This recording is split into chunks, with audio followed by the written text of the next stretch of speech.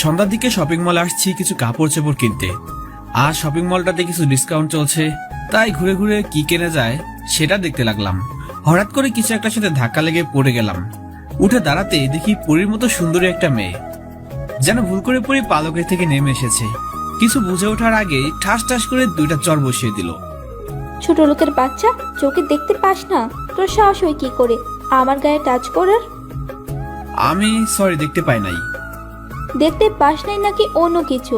এই তোদের মতো ছেলেদেরকে খুব ভালো করে চেনা আছে আমার। মেয়ে দেখলেই গায়ে পড়তে ইচ্ছে করে নাকি? তুই জানিস আমি কে আর আমার বাবা কি করে? আমি সত্যি আপনাকে দেখতে পাই নাই, না দেখে ধাক্কা লেগে গিয়েছে। এমনিতেই ধাক্কা দিয়েছিস, আবার মুখে মুখে তর্ক করছিস। তোর অবস্থা দেখ কি করি আমি। মাথা নিচে করে দাঁড়িয়ে আছি, তখন একটা লোক এসে মেয়েটাকে বলতে লাগলো, ম্যাডাম প্লিজ একটু শান্ত হন। ছেলেটা মনে হয় ভুল করে ধাক্কা দিয়ে ফেলেছে, আর ছেলেটা মনে হয় আপনাকে চিনতে পারে নাই। বিষয়টা আমি দেখছি, আপনি এখান থেকে যান। লোকটার কথা শুনে মেয়েটা রেগে গজগজ করতে করতে চলে গেল। তারপর লোকটা আমার সামনে এসে দাঁড়ালো। এই ছেলে, তোমার কি জানের ভয় নাই? জানো মেয়েটা কি?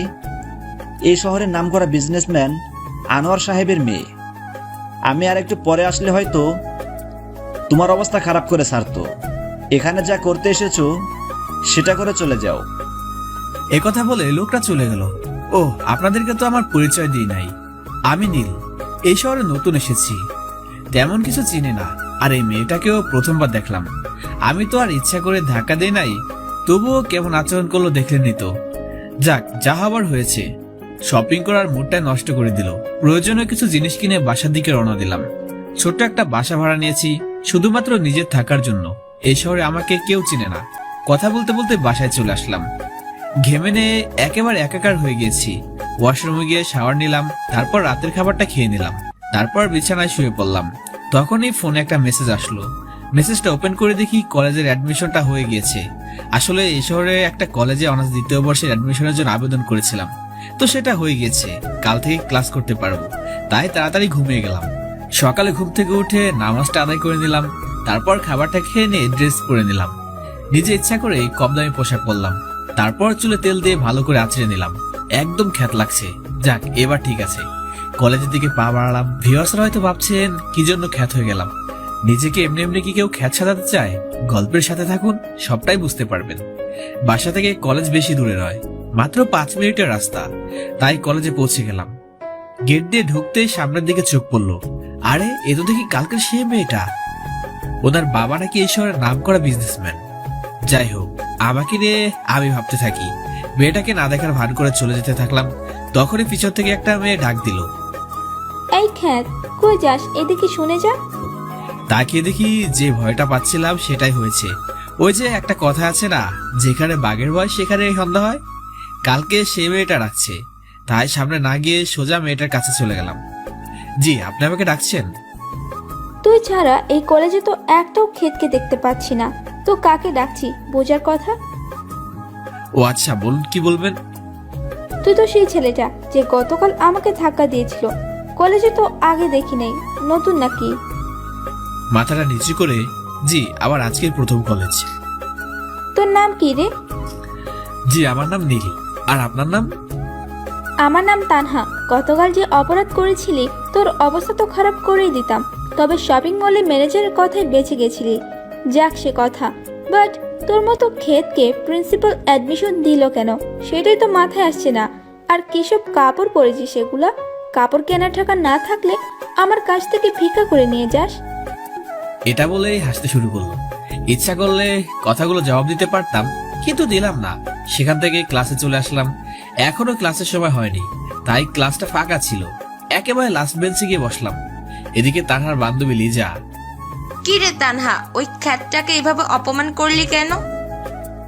আরে গতকাল গিয়েছিলাম শপিং করতে, বাট কই থাকে জানে খ্যাতটা এসে আমাকে ধাক্কা দেয়। প্রচন্ড রাগে দুইটা চর মেরে রাগটা কন্ট্রোল করেছিলাম। একদম ঠিক কাজ করেছিলি। এইসব খ্যাতের কাজটাই হলো মেয়ে দেখলে গায়ে পড়া। আচ্ছা ঠিক আছে, এখন ক্লাসে চল, সময় হয়ে গেছে। তানহাও বান্ধবীদের সাথে ক্লাসের দিকে চলে যায়। ক্লাসে চুপ করে বসে আছি, হঠাৎ তাকিয়ে দেখি তানহাও তানহার বান্ধবীদের সাথে এই ক্লাসের দিকে আসছে। তাই মাথাটা নিচু করে থাকলাম। কি রে লিজা, খ্যাটটা আমাদের ক্লাসে বসে কি করছে? হ্যাঁ তাই তো রে, খ্যাতটা মনে হয় আমাদের সাথে একই ইয়ারে পড়ে। চল খ্যাটটাকে মজা দেখাচ্ছি, এই বলে শয়তানি করে হাসাহাসি করছে তারা। সবাই মিলে নীলের কাছে যায়। কি রে ছোট লোক, পিছু নিতে নিতে এই ক্লাস পর্যন্ত চলে আসছিস? মাথাটা নিচু করে থাকলাম। অপমান আর কত করবে, বড়লোকের দুলালি, অহংকার অনেক।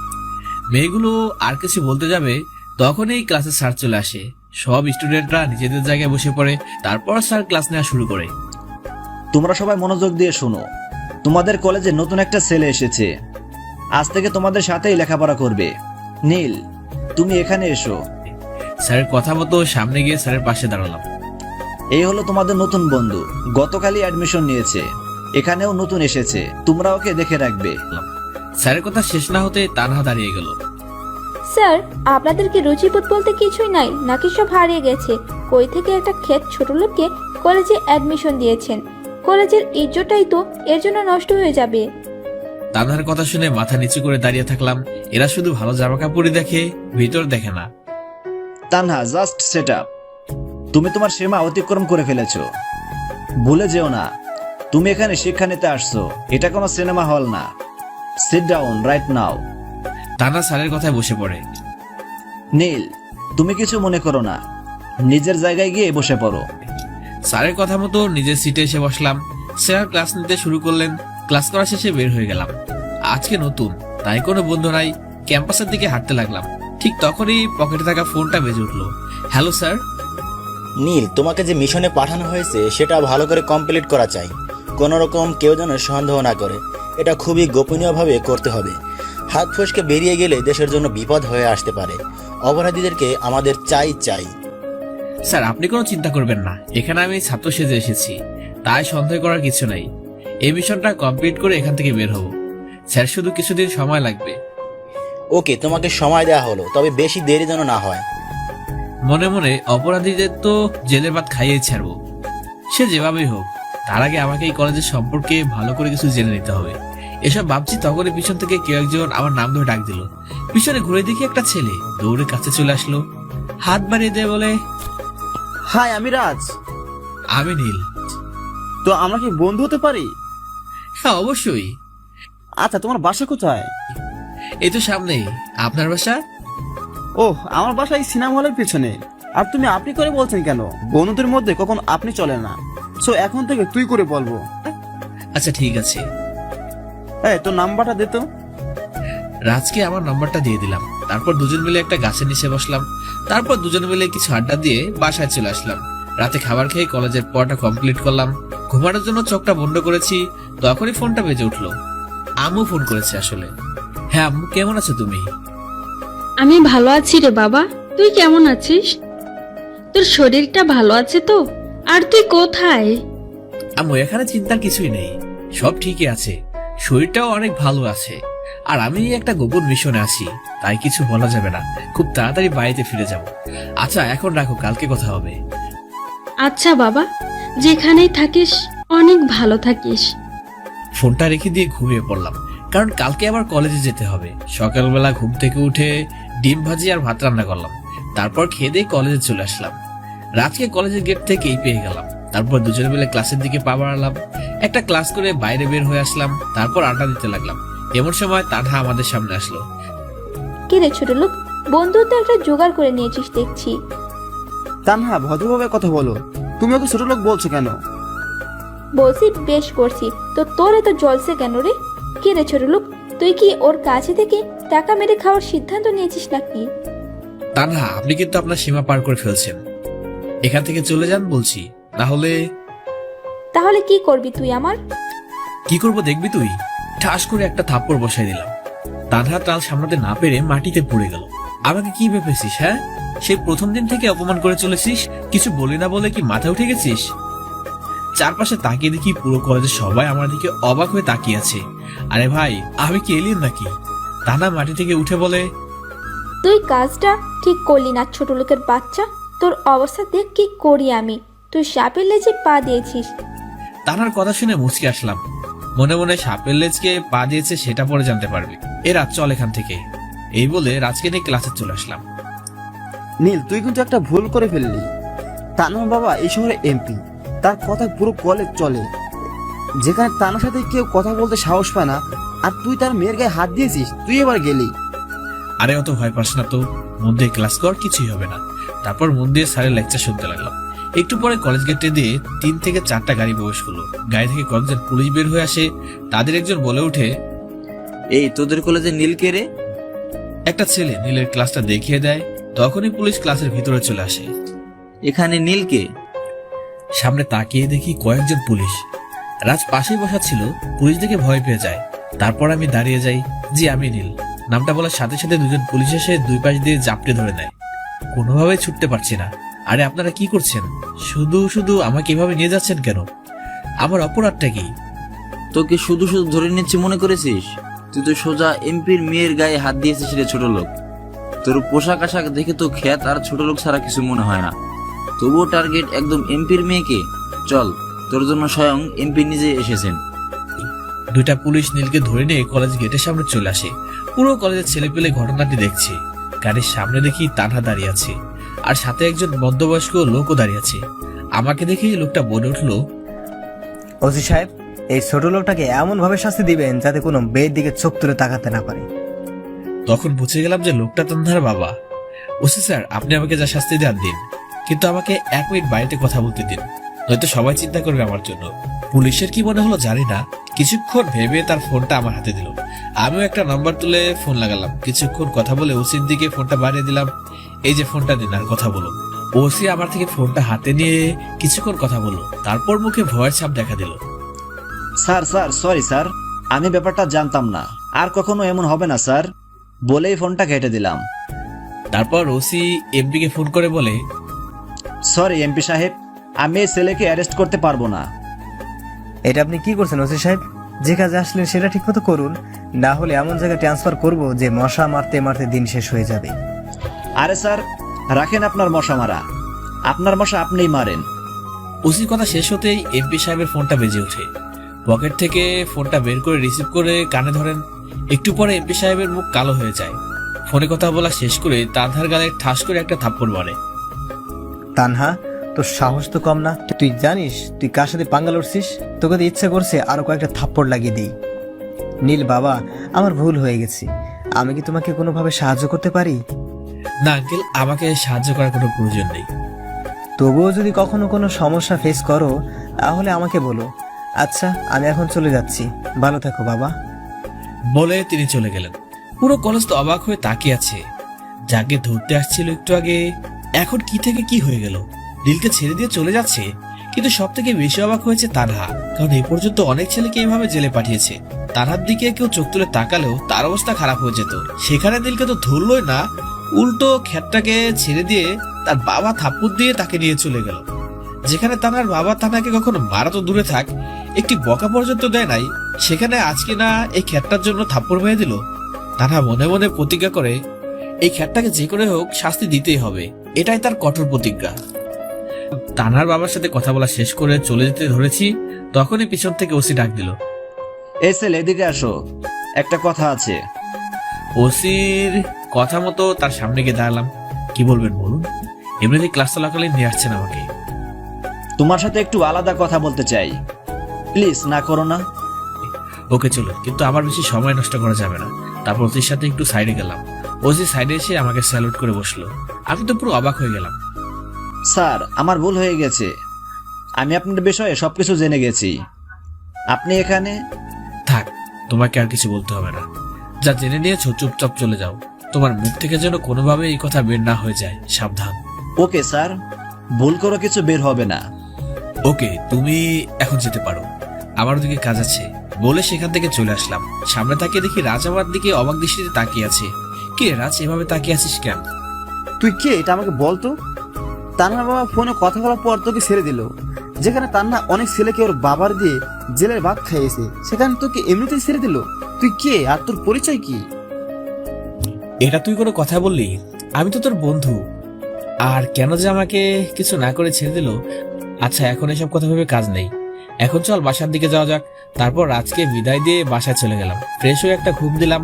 বিকালে ঘুম থেকে উঠে বাইরে থেকে একটু ঘুরে আসলাম। রাতে কলেজে পড়াটা শেষ করে ঘুমানোর জন্য শুয়ে পড়লাম। ঘুমের চোখটা জড়িয়ে আসছে আর তখনই টেবিলে থাকা ফোনটা বেজে উঠলো। দূর, এসব আবার কে ফোন দেবে? রাত বাজে 11টা। ফোনটা হাতে নিয়ে দেখি আম্মু ফোন করেছে।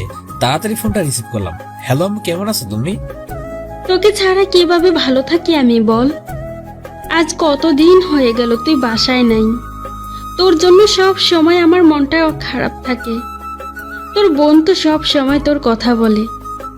আচ্ছা আম্মু, সবার কথাই তো শুনলাম, বাট বাবা কেমন আছে? তোর বাবাও তোকে অনেক মিস করছে, কিন্তু সে একটা বিষয়ে অনেক খুশি যে তার ছেলেটা দেশের জন্য কাজ করছে।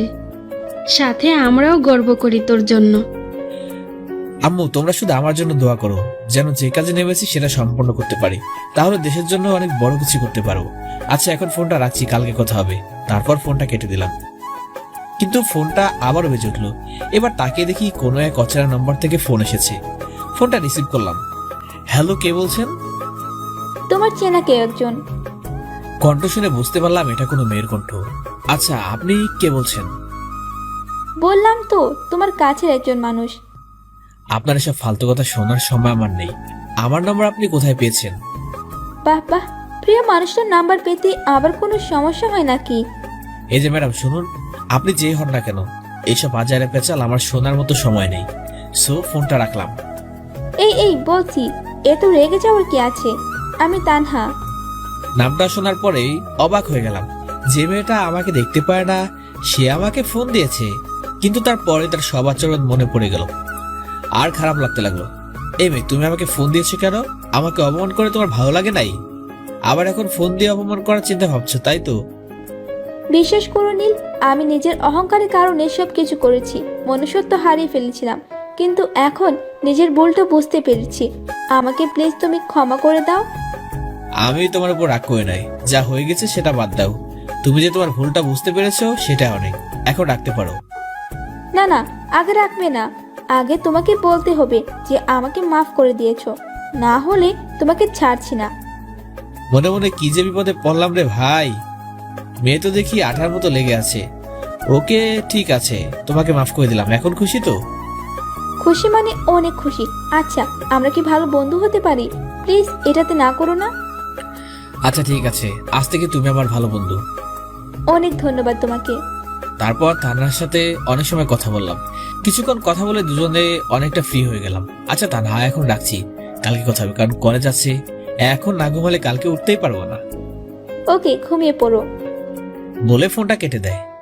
চোখ দুটো বন্ধ করার সাথে সাথে ঘুমিয়ে গেছি। একেবারে সকালবেলা উঠলাম। তারপর নামাজ পড়ে নিয়ে চুলায় রান্না বসালাম। একটা ডিম ভাজি করে ভাত রান্না করে খেয়ে নিলাম। তারপর কলেজের দিকে রওনা দিলাম। একটু পর কলেজে পৌঁছে গেলাম। আমাদের আড্ডার জায়গায় রাজ এসে বসে আছে একা একা। তারপর আমিও গিয়ে ওর সাথে সামিল হলাম। কি রে, তোর এতক্ষণ লাগে আসতে? সেই কখন থেকে তোর জন্য বসে আছি। আমি ঠিক সময় এসেছি, কিন্তু তুই আজকে অনেক আগে এসেছিস কেন? তাই এত দেরি মনে হচ্ছে? ঘড়ির দিকে তাকিয়ে জিব্বায় একটা কামড় দেয়। সরি রে, ঘড়ির দিকে খেয়াল করি নাই। থাক, তোর খেয়াল করতে হবে না। ক্লাসের সময় হয়ে গেছে, এখন ক্লাসে চল। তারপর দুজন মিলে ক্লাসে চলে গেলাম। একটু পর স্যার এসে ক্লাস নেওয়া শুরু করে। কিছুক্ষণ পর তানহা দৌড়ে ক্লাসরুমে ঢুকে গেল। তানহা, তুমি অনুমতি না নিয়ে ক্লাসে ঢুকলে কেন? সরি স্যার, ভুল হয়ে গেছে। আসলে আজকে একটু দেরি হয়ে গেছে, তাই দৌড়ে চলে আসছি। ওকে, ঠিক আছে, জায়গায় গিয়ে বসো। তানহা গিয়ে নিজের জায়গায় বসলো, কিন্তু লক্ষ্য করলাম যে ওর ক্লাসের দিকে কোনো মনোযোগ নেই। বারবার শুধু আমার দিকেই তাকাচ্ছে। পুরো ক্লাস জুড়ে আমার দিকেই তাকিয়ে আছে। ক্লাস শেষ হওয়ার পর বাইরে গিয়ে রাজের সাথে আড্ডায় বসলাম। তখনই তানহা আমাদের সামনে আসলো। হাই নীল, কেমন আছো? হ্যাঁ, অনেক ভালো আছি। তুমি?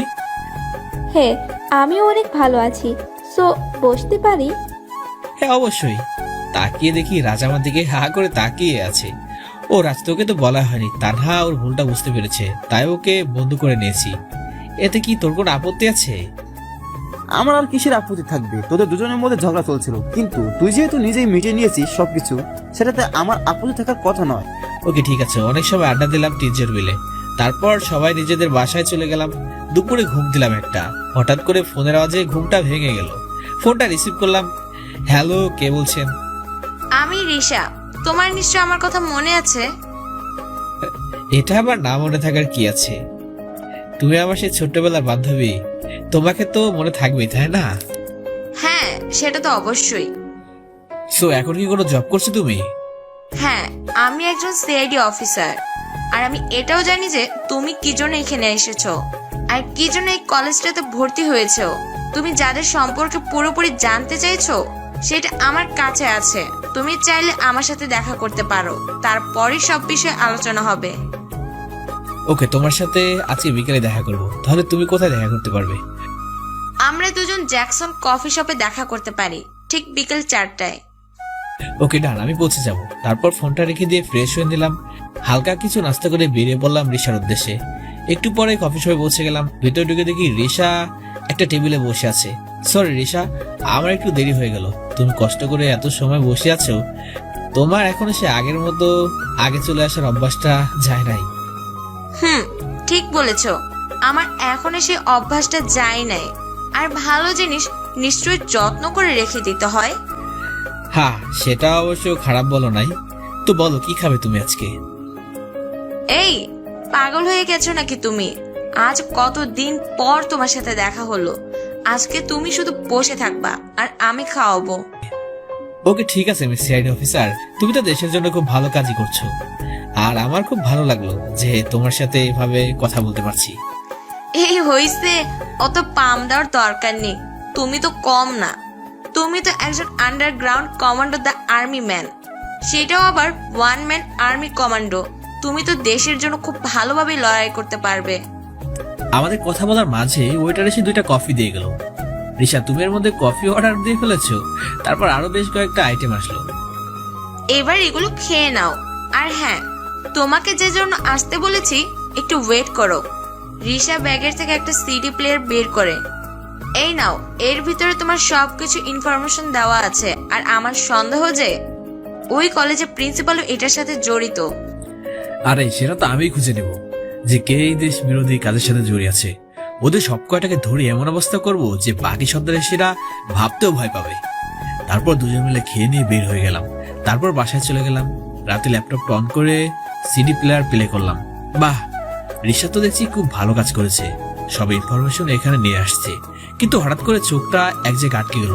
কলেজের প্রিন্সিপাল সে ওসির সাথে বসে আছে। এটা শুধু একটা ফটো। একটু ভালো করে লক্ষ্য করলাম, বোঝা যাচ্ছে ওসির সাথে প্রিন্সিপাল কিছু একটা বিষয় নিয়ে হেসে হেসে কথা বলছে। আবার রিশাও তো বলছিল যে প্রিন্সিপালকে সন্দেহ করে। তাহলে কি প্রিন্সিপাল ওই কাজের সাথে জড়িত? এসব কথা ভাবছি তখনই ফোনটা বেজে উঠলো। ফোনের শব্দে ধ্যান কাটলো। ফোনের দিকে তাকিয়ে ফোনটা রিসিভ করলাম। Hello sir. কি নীল, তোমার কাজ কত দূর? জি স্যার, সবকিছু ভালোভাবে চলছে। আশা করি খুব তাড়াতাড়ি এই কেসটা সলভ করে ফেলবো। কথা বলা শেষ করে ফোনটা কেটে দিলাম। তারপর ঘুমিয়ে পড়লাম।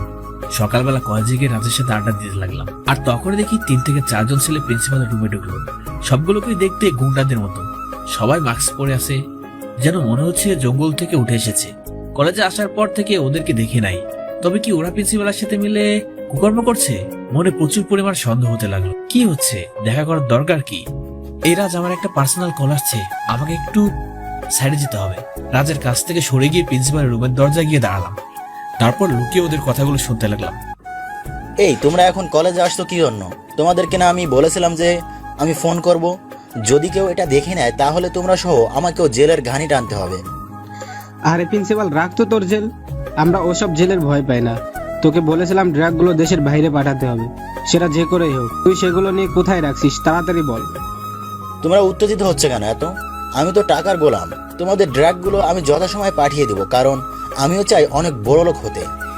এই প্রিন্সিপাল হয়ে কতদিন থাকবো? আমি একেবারে দেশের বাইরে চলে যাব আর জীবনটাকে উপভোগ করব। ঠিক আছে, আমরা এখন চলে যাচ্ছি। ঠিক সময়ে যেন মালগুলো পেয়ে যাই, নাহলে তোকে এমন অবস্থা করব যে তোকে কবরও ভয় পেয়ে দাফন করতে দেবে না। বলে ছেলেগুলো চলে গেল। এদিকে আমার সমস্ত কিছুর ভিডিও করা শেষ। ছেলেগুলো আসতেই লুকিয়ে পড়লাম। তারপর আবার রাজের কাছে চলে গেলাম, কিন্তু আড্ডা দেওয়া আর হলো না। তানহা রাজের সাথে বসে আছে। কিরে, তোর কথা বলতে এত সময় লাগে? সে কখন চলে গেলি? আরে এখন তো আসছি, আর ওয়েট করা লাগবে না। নীল, তুমি কোথায় গিয়েছিলে? আমি এসে দেখলাম রাজ বসে আছে, বাট তুমি নাই। ওকে জিজ্ঞাসা করলে বলল মোবাইলে কথা বলতে গেছে। সো কথা বলতে কি এত সময় লাগে নাকি? দুজন মিলে আমার পিছনে লাগছে। এখন আবার কান্না পাচ্ছে। থাক, আর কান্না করতে হবে না, অনেক ক্ষুধা লাগছে, পেটের মধ্যে ইঁদুর দৌড়াচ্ছে। এখন চল ক্যান্টিনে কিছু খেয়ে আসি। এই রে, তোর কথা শুনে তো ক্ষুধা লাগলো আমার। ও, তোমাদের ক্ষুধা লেগেছে সেটা আগে বলবে তো। চলো, তোমাদেরকে আজ রেস্টুরেন্টে নিয়ে খাওয়াবো, আমার পক্ষ থেকে একটা ট্রিট। কি তোমরা খুশি তো? আরে খুশি না মানে, এমপি সাহেবের মেয়ে ট্রিট দিবে আর সেটাতে খুশি না হয়ে থাকতে পারে? তারপর সবাই মিলে একটা রেস্টুরেন্টে ঢুকলাম। ওয়েটারকে ডেকে নিয়ে খাবার অর্ডার দিলাম। রাজ ওর মনের মতো করে খাবার অর্ডার দিল। রাজের অর্ডার দেওয়া দেখে মনে হচ্ছে একটা রাক্ষসকে খেতে নিয়ে আসছি। কি রে রাজ, তুই এত কিছু খেতে পারবি তো? আরে বলিস কি, খেতে পারবো না মানে? তুই শুধু তাকে তাকে দেখে যা, তারপর কথা বলবি। তারা রাজের কথা শুনে হেসে দিল। আচ্ছা ঠিক আছে, তোমার যেটা মন চায় সেটাই খাও, আজ আমার পক্ষ থেকে ট্রিট বলে কথা। একটু পর ওয়েটার এসে সব আইটেমগুলো দিয়ে যায়। তারপর সবাই মিলে খাওয়া শুরু করলাম। রাজ প্রচুর পরিমাণে খেলো, যা দেখে আমি তো পুরাই অবাক। খাওয়া শেষ করে সব বিল মিটিয়ে বের হলাম। আচ্ছা, এখন তাহলে বাসা থেকে রওনা দেওয়া যাক, কালকে আবার কলেজে দেখা হবে। তারপর সবাইকে বিদায় জানিয়ে বাসায় চলে গেলাম। এখন একটাই কাজ, কবে যে এই ড্রাগগুলো পাচার হবে সেটা জানতে হবে। আর আমার অভিজ্ঞতা অনুযায়ী এই কলেজ থেকে ড্রাগগুলো পাচার হবে। ওরা শুধু সময়ের অপেক্ষা করছে। বিকালবেলা রিক্সাকে ফোন করলাম। হ্যাঁ নীল, বলো কি খবর তোমার? হ্যাঁ, আমার খবর তো অনেক ভালো। তো তুমি এখন জ্যাকসন কফি শপটাতে আসতে পারো? হ্যাঁ, আসতে পারবো। তবে একটা কথা, আসার সময় এই শহরের একটা ম্যাপ নিয়ে আসবে, আর ড্রাগ ডিলার ড্রাগন এলাকার একটা ম্যাপ নিয়ে আসবে। তুমিও চলে এসো, আমি রওনা দিচ্ছি। ওকে, আমি এখনই বের হচ্ছি, তুমি চলে আসো। রিসার সাথে কথা বলে দ্রুত তৈরি হয়ে নিলাম। তারপর জ্যাকসন রেস্টুরেন্টের উদ্দেশ্যে বেরিয়ে পড়লাম। একটু পরে পৌঁছে গিয়ে দেখি রিসা বসে আছে। সরি রিসা, একটু দেরি হয়ে গেল নাকি? না না, দেরি হয়নি, আমারও একটু আগে আসার অভ্যাস।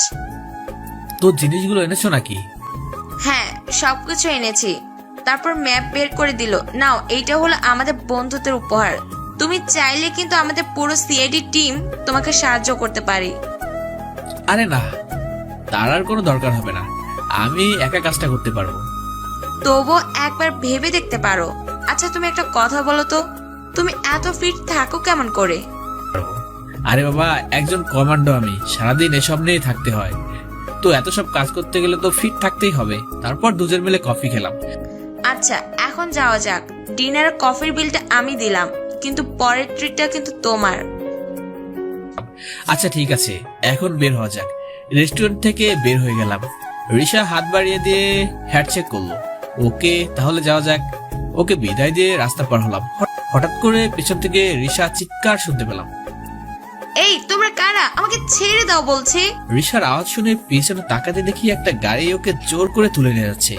নিশ্চয়ই ড্রাগনের লোকেরা আমার ব্যাপারে জেনে গেছে আর ভুল করে রিসাকে তুলে নিয়ে যাচ্ছে। আমিও ওদের পিছনে দৌড়াতে লাগলাম। গাড়িটা স্পিডে চলছে, কিন্তু আমিও কমান্ডোতে দৌড়ে চ্যাম্পিয়ন হয়েছি। সমস্ত শক্তি দৌড়াতে লাগলাম। ওর আস্তে আস্তে জঙ্গলের মধ্যে চলে গেল। কি করব কিছুই মাথায় আসছিল না। তখন রাস্তায় একটা মোটা লাঠি দেখতে পেলাম। ওইটা ওদের গাড়ির দিকে ছুঁড়ে মারলাম। সাথে সাথে গাড়ির সামনের কাজটা ভেঙে গেল, আর ওরা কন্ট্রোল করতে না পেরে গাড়ি থামিয়ে দিল। দৌড়ে গিয়ে রিসাকে গাড়ি থেকে বের করলাম, কিন্তু 10 থেকে 13 জন আমাদেরকে ঘিরে ধরল। রিসাকে সাইডে সরিয়ে দিয়ে সব কয়টাকে মারতে থাকলাম। একটু পর দেখি মাটিতে সব কয়টা গড়াগড়ি খাচ্ছে। তারপর রিসার দিকে তাকাতে একটা গুলি এসে সোজা আমার পেটের বাম পাশে লাগলো। সাথে সাথে চোখ দুটা অন্ধকার হয়ে গেল। রিসা এই অবস্থা দেখে নীল বলে একটা চিৎকার দেয়, কিন্তু নীলের দেহ মাটিতে পড়ে আছে, কোনো সারা শব্দ নেই। সে লোকগুলো এসে জোর করে রিসাকে তুলে নিয়ে যায়। হঠাৎ করে আমার ঘুমটা ভেঙে গেল। পাশে তাকিয়ে দেখি 3টা লোক দাঁড়িয়ে আছে। চারপাশে তাকাতে দেখি আমি হসপিটালের বেডে শুয়ে আছি। তখন সামনে দাঁড়ানো একটা লোক বলে উঠলো, এই ছেলে, রেশা কোথায়? মনে মনে এরা আবার কারা যে রিসার খোঁজ নিতে আসছে? ব্যাপারটা এখন চেপে যেতে হবে। আমি কেন রিসাকে চিনি না? আর আপনারা কে? আমরা সিআইডি থেকে আসছি, আর রেশাও একজন সিআইডি অফিসার। এটা রেশার ছবি, একটা ছবি সামনে দিয়ে বলল, আর আমরা তোমাকে জঙ্গল থেকে অজ্ঞান অবস্থায় পেয়েছি। ছবির দিকে তাকিয়ে দেখলাম যে এটা রিসা, কিন্তু ওদেরকে এখন আমার সম্পর্কে বললে পুরো প্ল্যানটাই বরবাদ হয়ে যাবে। তাছাড়া রিসাকে বলছি যে আমি ওদের কোনো প্রকার সাহায্য নেব না, তাই এটা প্ল্যান মাথায় আসলো। শুনুন, আমি এই মেয়েটাকে চিনি না, আর আমি কিভাবে জঙ্গলে ছিলাম সেটাও আমি জানি না। আমি তো সকালে কলেজের জন্য বের হয়েছিলাম, তারপর আমার আর কিছু মনে নেই। স্যার, তাহলে কি ওর স্মৃতিশক্তি চলে গেছে নাকি? না না, আমার স্মৃতিশক্তি আসলে যায়নি। আমার সবকিছুই মনে আছে। আমার নাম নীল। এখানে একটা কলেজে আমি লেখাপড়া করি, বাট কলেজ থেকে বের হওয়ার পর আমার কিছুই মেনে নেই। ডক্টর আমার মাথা ব্যথা করছে। রাহাত, এবার ছেলেটার একটু রেস্টের প্রয়োজন, না হলে মাথায় অতিরিক্ত চাপ পড়বে। দেখো রাহাত, এখন যদি আর ওকে চাপ দাও তাহলে নার্ভাস ব্রেকডাউন হয়ে যাবে। So please leave him alone. তখন অফিসার আর কোনো কথা বলতে পারলো না। তারা কেবিন থেকে বের হয়ে গেল। আর তখনই তানহা দৌড়ে ভিতরে প্রবেশ করলো। পিছনে রাজও ছিল। এই নীল, কি হয়েছে তোমার? জানো তোমার জন্য কতটা টেনশন হচ্ছিল। ডক্টর, নীলের কি হয়েছে? দেখো তাহনা, চিন্তার কোনো কারণ নাই। ওনার একটা গুলি লেগেছিল পেটের ডান পাশে। সেনসিটিভ সুয়ে বেরিয়ে গেছে, এখন সম্পূর্ণ বিপদমুক্ত। আপনি আমাকে কেমন করে চিনেন? আরে তুমি আমাদের আনোয়ার সাহেবের মেয়ে, আর তোমাকে চিনবো না এটা কেমন করে হয়? এই নীল, কেমন করে হলো এসব? জানো তোমার জন্য আমার কতটা টেনশন হচ্ছিল। কতবার যে তোমাকে ফোন করেছি, বাট তোমার কোনো খোঁজ খবর পাই নাই। তারপর অনেক কষ্টে তোমাকে খোঁজে চলে আসলাম। এই তানহা, আমার কিছু হয়নি। আমি এখন একদম ঠিক আছি। আর তুমি এত উতলা হও না, শরীর খারাপ করবে। আমার শরীর নিয়ে তোমাকে এত চিন্তা করতে হবে না। নিজের পেটে গুলি লেগেছে, সেটা নিয়ে কোনো চিন্তা নেই। তানহা কথা বলেই কেঁদে দিল। আরে পাগলি, তুমি কাঁদছো কেন? কাদার মতো কিছু হয়েছে নাকি? আর ডক্টর তো বলে দিয়েছে যে আমি সম্পূর্ণ বিপদমুক্ত আছি। তুমি আর কি বুঝবে? আমার কোনো প্রিয় মানুষের কিছু হলে খুব কষ্ট হয় আমার। আর তুমি তো এখন আমার খুব ভালো একটা বন্ধু। আচ্ছা ডক্টর, আপনারা ওর সমস্ত রকম ট্রিটমেন্ট করুন, কোনো কমতি যেন না থাকে। যত টাকা লাগে আমি দিব। নার্স, রোগীকে একটা ঘুমের ওষুধ দিন, এখন ওনার ঘুমের প্রয়োজন। নার্স এসে নীলকে একটা ঘুমের ওষুধ দেয়। ওষুধ খেয়ে নীল ঘুমিয়ে পড়ে। একটানা দুপুর পর্যন্ত ঘুমিয়ে থাকে নীল। এরপর দুপুরে ঘুম ভেঙে যায়। আস্তে করে চোখ খুলে তাকিয়ে দেখি আমার পাশে তানহা বসে আছে। আমার হাতের উপর মাথা রেখে ঘুমিয়ে পড়েছে, কিন্তু ওর মাথার কিছু চুল ওর মুখের উপর এসে পড়েছে। সব মিলিয়ে ওকে খুব মায়াবী লাগছে। ইচ্ছে করছে ওর কপালে ভালোবাসা একটা পরশ এঁকে দেই, কিন্তু সেই দিক দিয়ে আমি বাধাগ্রস্ত, কারণ দুজনের মধ্যে ভালো বন্ধুত্বের বেশি আর কিছু নেই। এসব ভাবতে গিয়ে হাতটা হালকা টান লাগলো, আর তখনই তানহার ঘুমটা ভেঙে গেল। ওহ নীল, তুমি উঠে পড়ছো? এখানে বসে থাকতে থাকতে কখন যে চোখটা লেগে গিয়েছিল বুঝতে পারি নাই। তোমার তো এখন দুপুরে খাবারের সময় হয়ে গেছে। রাজকে খাবার আনতে পাঠিয়েছি, এখনই চলে আসবে। দুজনে কথা বলতে বলতে রাজ খাবার নিয়ে চলে আসলো। আমার ফেভারিট খাবার বিরিয়ানি নিয়ে আসছে। রাজ খাবারটা তানহার হাতে দিল। তারপর তানহা খাবারগুলো একটা প্লেটে নিয়ে দিল, তারপর আমার হাতে দিল। নাও, এবার খাবারগুলো খেয়ে নাও, তোমার ওষুধ খেতে হবে। খাবার খাওয়ার জন্য উঠতে গিয়েই পেটে ব্যথা লাগলো। ব্যথায় কুকড়ে উঠলাম। এই তোমার আবার কি হলো? ইস, আমার তো মনেই নেই যে তোমার পেটে গুলি লেগেছে। তুমি উঠে খেতে পারবে না, সত্যি বিষয়টা ভুলে গিয়েছিলাম। আসো, আমি খাইয়ে দিচ্ছি। তানহার কথা শুনে পুরো অবাক হয়ে গেলাম। মেয়েটা বলছে কি ও নাকি আমাকে খাইয়ে দেবে? মাথাটা পুরো খারাপ হয়ে গেল নাকি? এত কিছু ভাবছো কেন তুমি? আমার মাথা একটুও খারাপ হয় নাই। তুমি অসুস্থ বলে তোমাকে খাইয়ে দিচ্ছি। এখন চুপচাপ করে খাবারগুলো খেয়ে নাও তো। ওরে বাস রে, তানহা কি কোনো অলৌকিক শক্তি আছে নাকি? আমার মনের কথা কেমনে জেনে গেল? চুপ হয়ে ভদ্র ছেলের মতো খেয়ে দিলাম। তানহা আমাকে অনেক যত্ন করে খাইয়ে দিল। এমন একটা বউ থাকলে তো আরামে জীবনটা পার করে দেওয়া যেত। খাবারটা শেষ করে ওষুধ খেয়ে নিলাম। তারপর রাজ আর তানহার সাথে গল্প করতে লাগলাম। সন্ধ্যার দিকে রাজকে বললাম বাড়ি ফেরার পথে তানহাকে নামিয়ে দিয়ে আয়। না নীল, আমি তোমাকে ছাড়া এক পাও নড়ছি না। রাজ বাসায় চলে যাক, আমি এখানেই তোমার কাছে থাকবো। একেবারে তুমি সুস্থ হলে তারপর বাসায় যাব। আরে তানহা, তোমার বাবা মা তো তোমার জন্য চিন্তা করবে। তাছাড়া তুমি বা আমার জন্য এত চিন্তা করছো কেন? আর তুমি বা কোথায় থাকবে? কে বলেছে আমার বাবা মা চিন্তা করবে? তাদেরকে আমি বলে দিয়েছি যে আমি এখানেই থাকবো, আর বাবাও হ্যাঁ বলে দিয়েছে। তাই রাজ চলে যাক।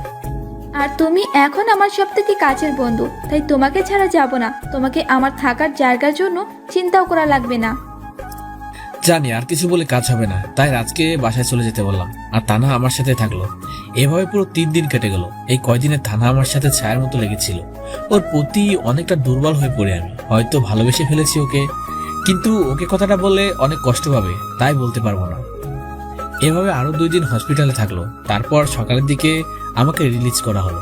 আচ্ছা রাজার তানহা, তোমরা বাসায় চলে যাও। আমি এখন ঠিক হয়ে গিয়েছি, একাই চলে যেতে পারো। নীল, তোমার কি মাথা খারাপ হয়ে গেছে নাকি? তুমি এখনো সুস্থ হও নাও। তোমাকে একা কিভাবে ছেড়ে দেই? হ্যাঁ, তা না তো ঠিকই বলছে। তুই এখনো সুস্থ হস নাই, এখন তুই আমার সাথে আমার বাসায় গিয়ে থাকবি।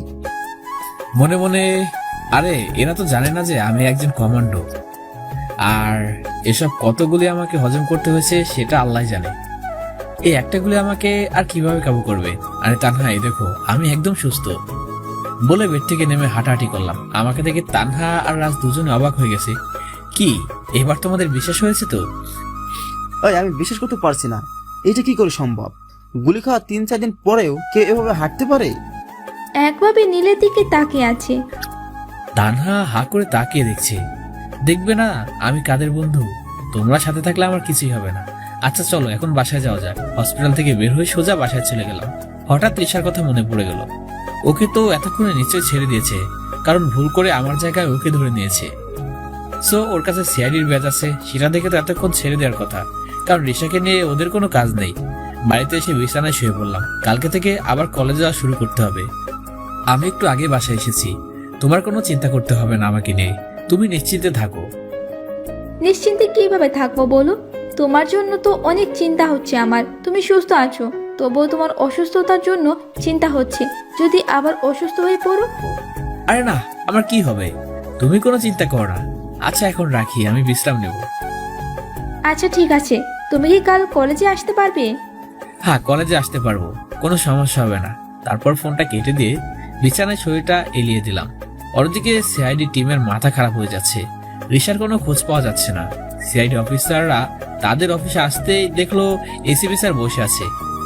কি ব্যাপার, তোমরা কি রিশার কোনো খোঁজ পেয়েছো? নো স্যার, এখনো খোঁজ পাওয়া যায় নাই। যে ছেলেটাকে আমরা জঙ্গল থেকে পেয়েছি সেখানে রিশার ব্যাগ আর মোবাইলটা পাওয়া গেছে, কিন্তু রিশাকে নয়। ওই ছেলেটাকে কিছু জিজ্ঞাসা করো নাই? কিছু জানতে পারলে ওর কাছ থেকে? নো স্যার, ছেলেটা বলেছে ওর সেই দিনের কথা কিছুই মনে নেই, বাট বাকি সব কিছু মনে আছে। শুধু সেই দিনকার ঘটনাটা মনে করতে পারছে না। আর ওর কাছে রিশার ছবিটাও দেখিয়েছি, বলল যে এই প্রথম নাকি রিশাকে দেখলো। হ্যাঁ রাহাত, এর মধ্যে বড় কোনো রহস্য লুকিয়ে আছে। শুধুমাত্র সেই দিনের কথা মনে আছে, এটা কিভাবে হতে পারে? আচ্ছা বাদ দাও এটা।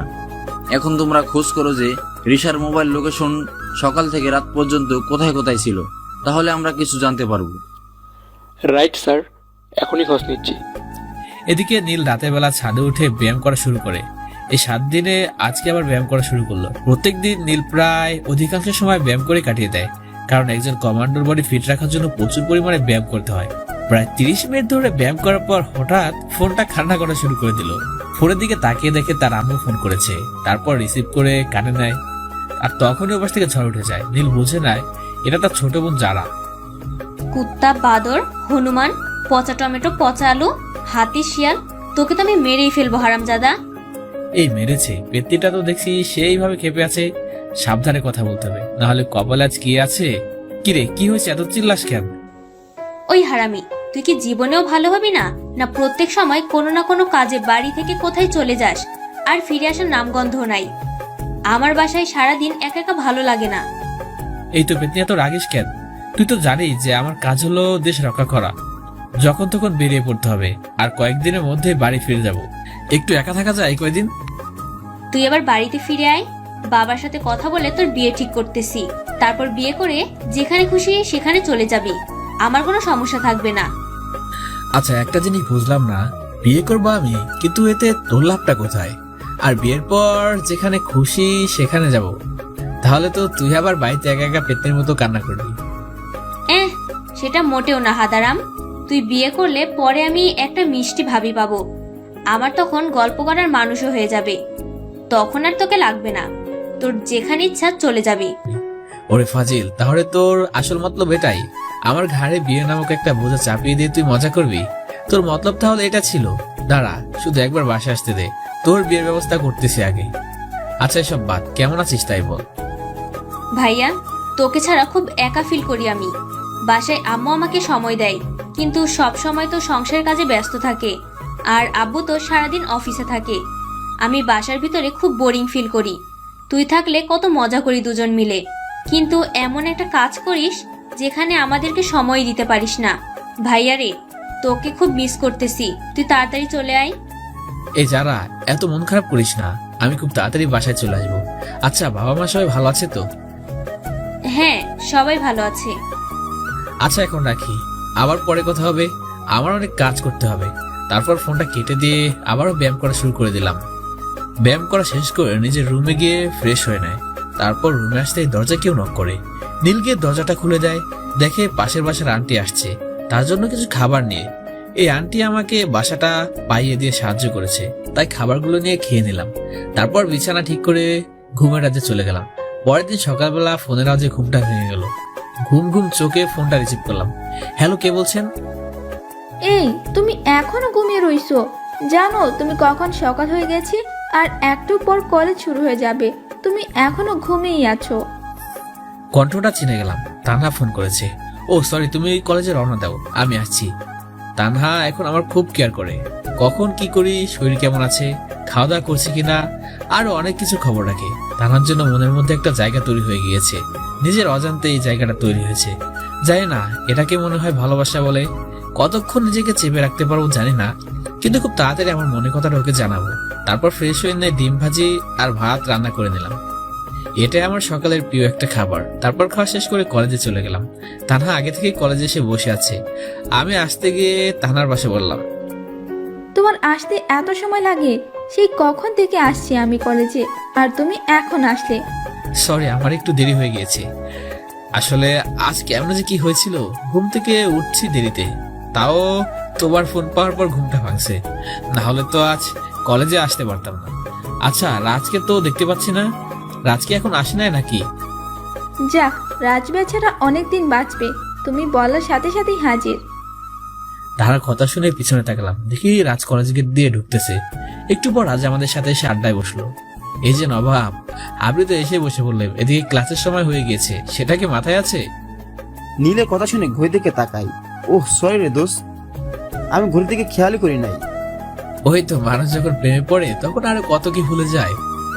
তার মানে রাজ প্রেমে পড়েছে, তো আমাদের মিষ্টি মুখ করাবে না তুমি? দূর রাখো তো তোমার মিষ্টি মুখ। এই নীল শুধু ফাজলামো করে, আন্দাজে একটা কথা বলে দিল আর আমাকে পেয়ে বসলো। আমি ওসব প্রেমে পড়িনি। এবার চল তো ক্লাসে যাই। তানার দিকে তাকিয়ে হেসে দিলাম। তানাও আমার চালাকি বুঝতে পেরে হেসে দিল।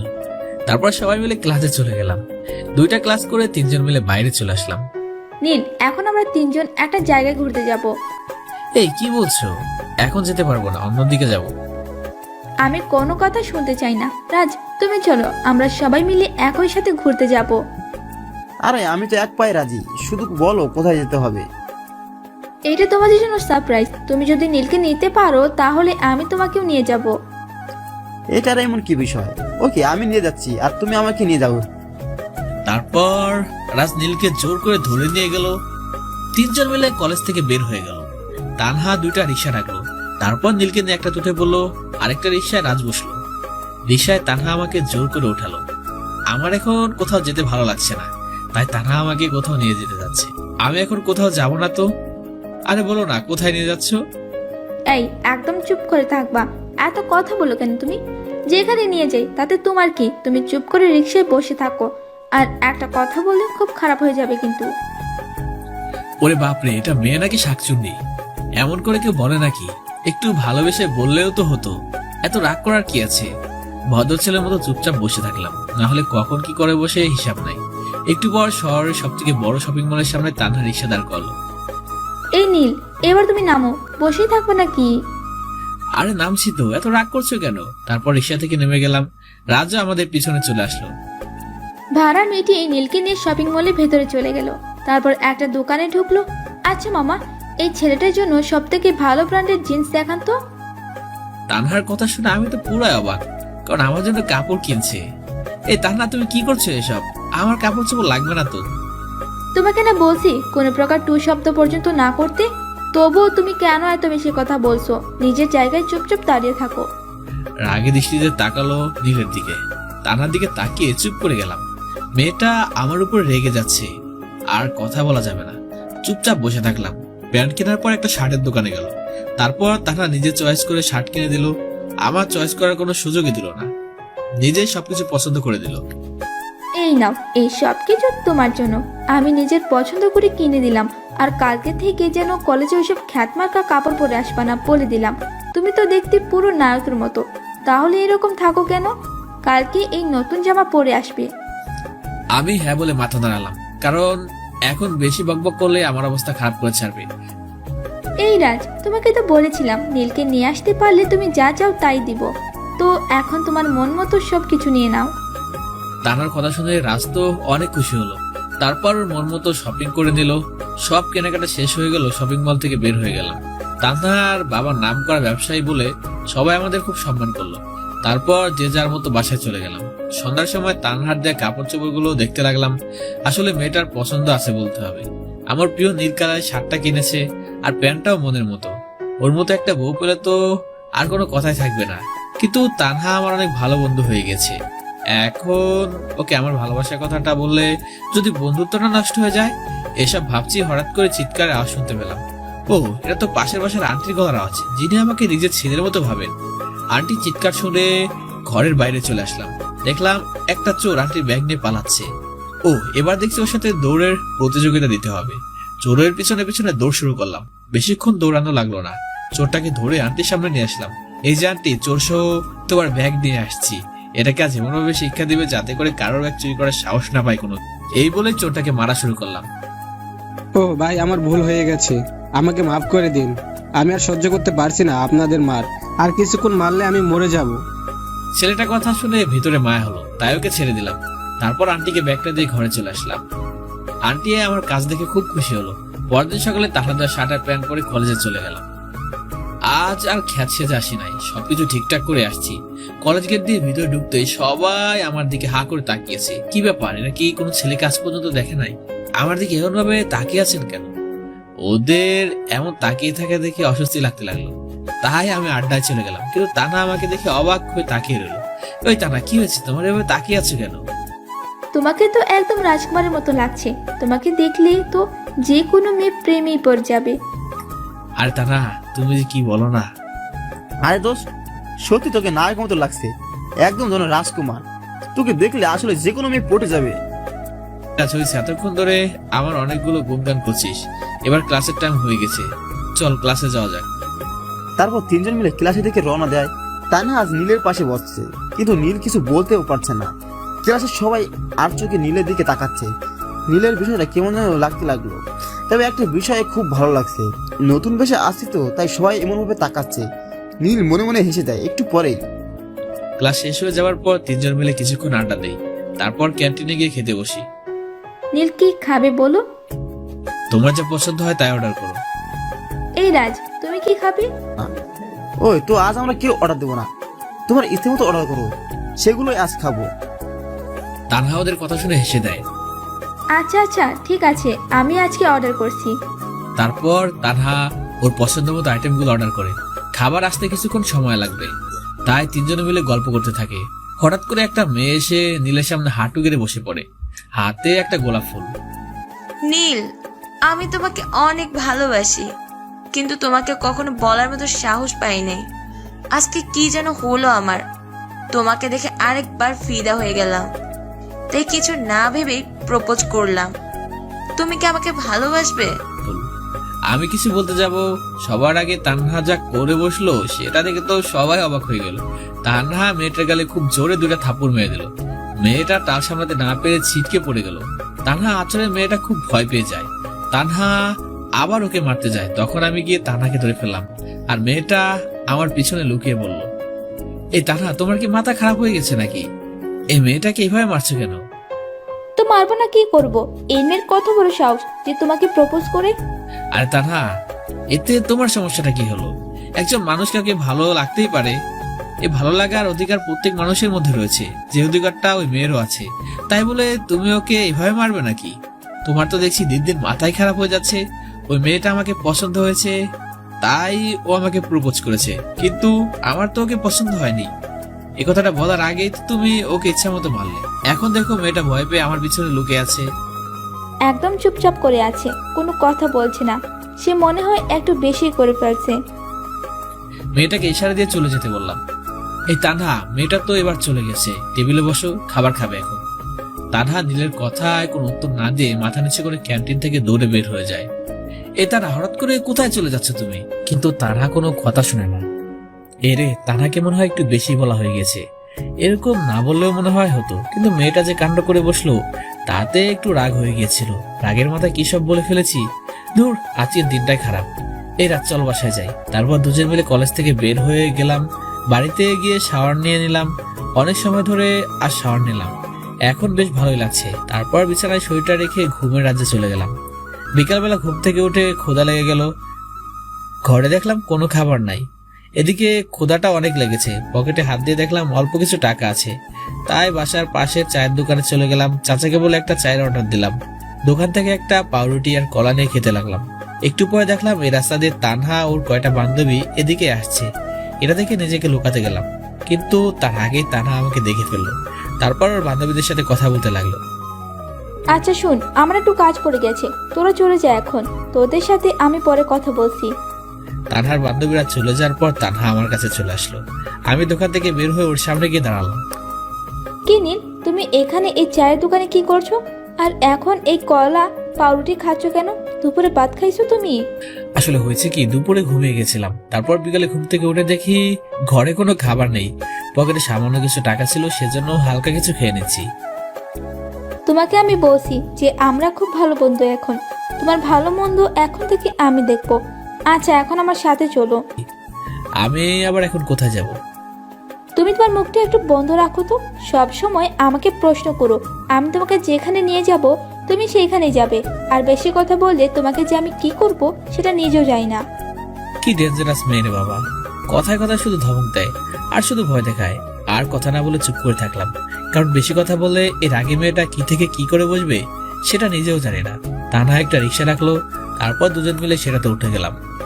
এই যে মামা, বিগ হাউস রেস্টুরেন্টে চলুন তো।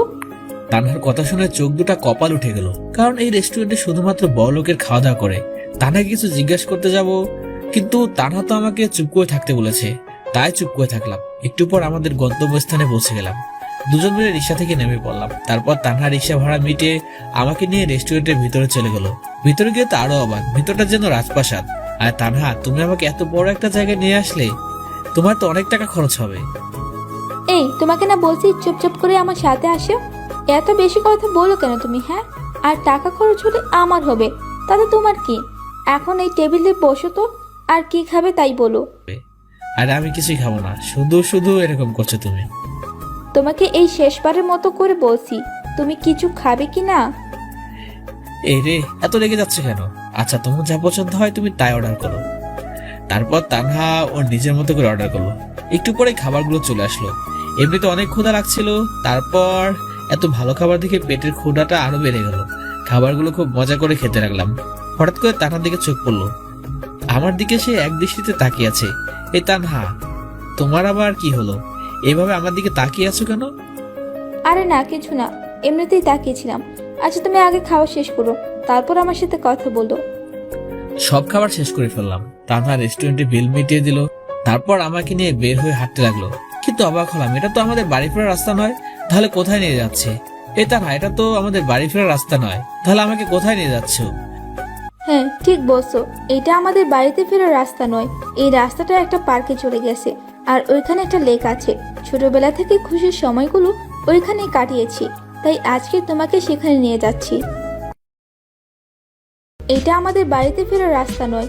এই রাস্তাটা একটা পার্কে চলে গেছে, আর ওইখানে একটা লেক আছে। ছোটবেলা থেকে খুশির সময়গুলো ওইখানেই কাটিয়েছি, তাই আজকে তোমাকে সেখানে নিয়ে যাচ্ছি।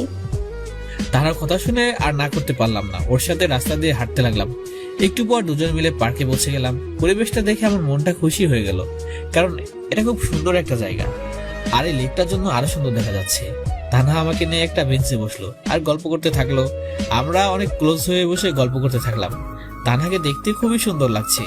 ওকে দেখে ক্রাশ খেয়ে গেলাম আবার। এখনই সঠিক সময় তানহাকে প্রপোজ করার, কিন্তু ফুল তো নাই। পকেটে হাত দিয়ে দেখি একটা কলম আছে। কলমটা বের করে তানার সামনে হাঁটু গেড়ে বসে পড়লাম। তারা, আমি তোমাকে খুব ভালোবাসি। আগে তোমার আচরণের কারণে তোমাকে ঘৃণা করতাম, কিন্তু এখন তোমাকে ছাড়া যেন জীবনটা আর চলছে না। সবসময় তোমার কথা মনে পড়ে। তোমার ছোট ছোট শাসন আমার কাছে খুবই ভালো লাগে। প্লিজ আমাকে ফিরিয়ে দিও না। আরে তুমি কি করছো নীল?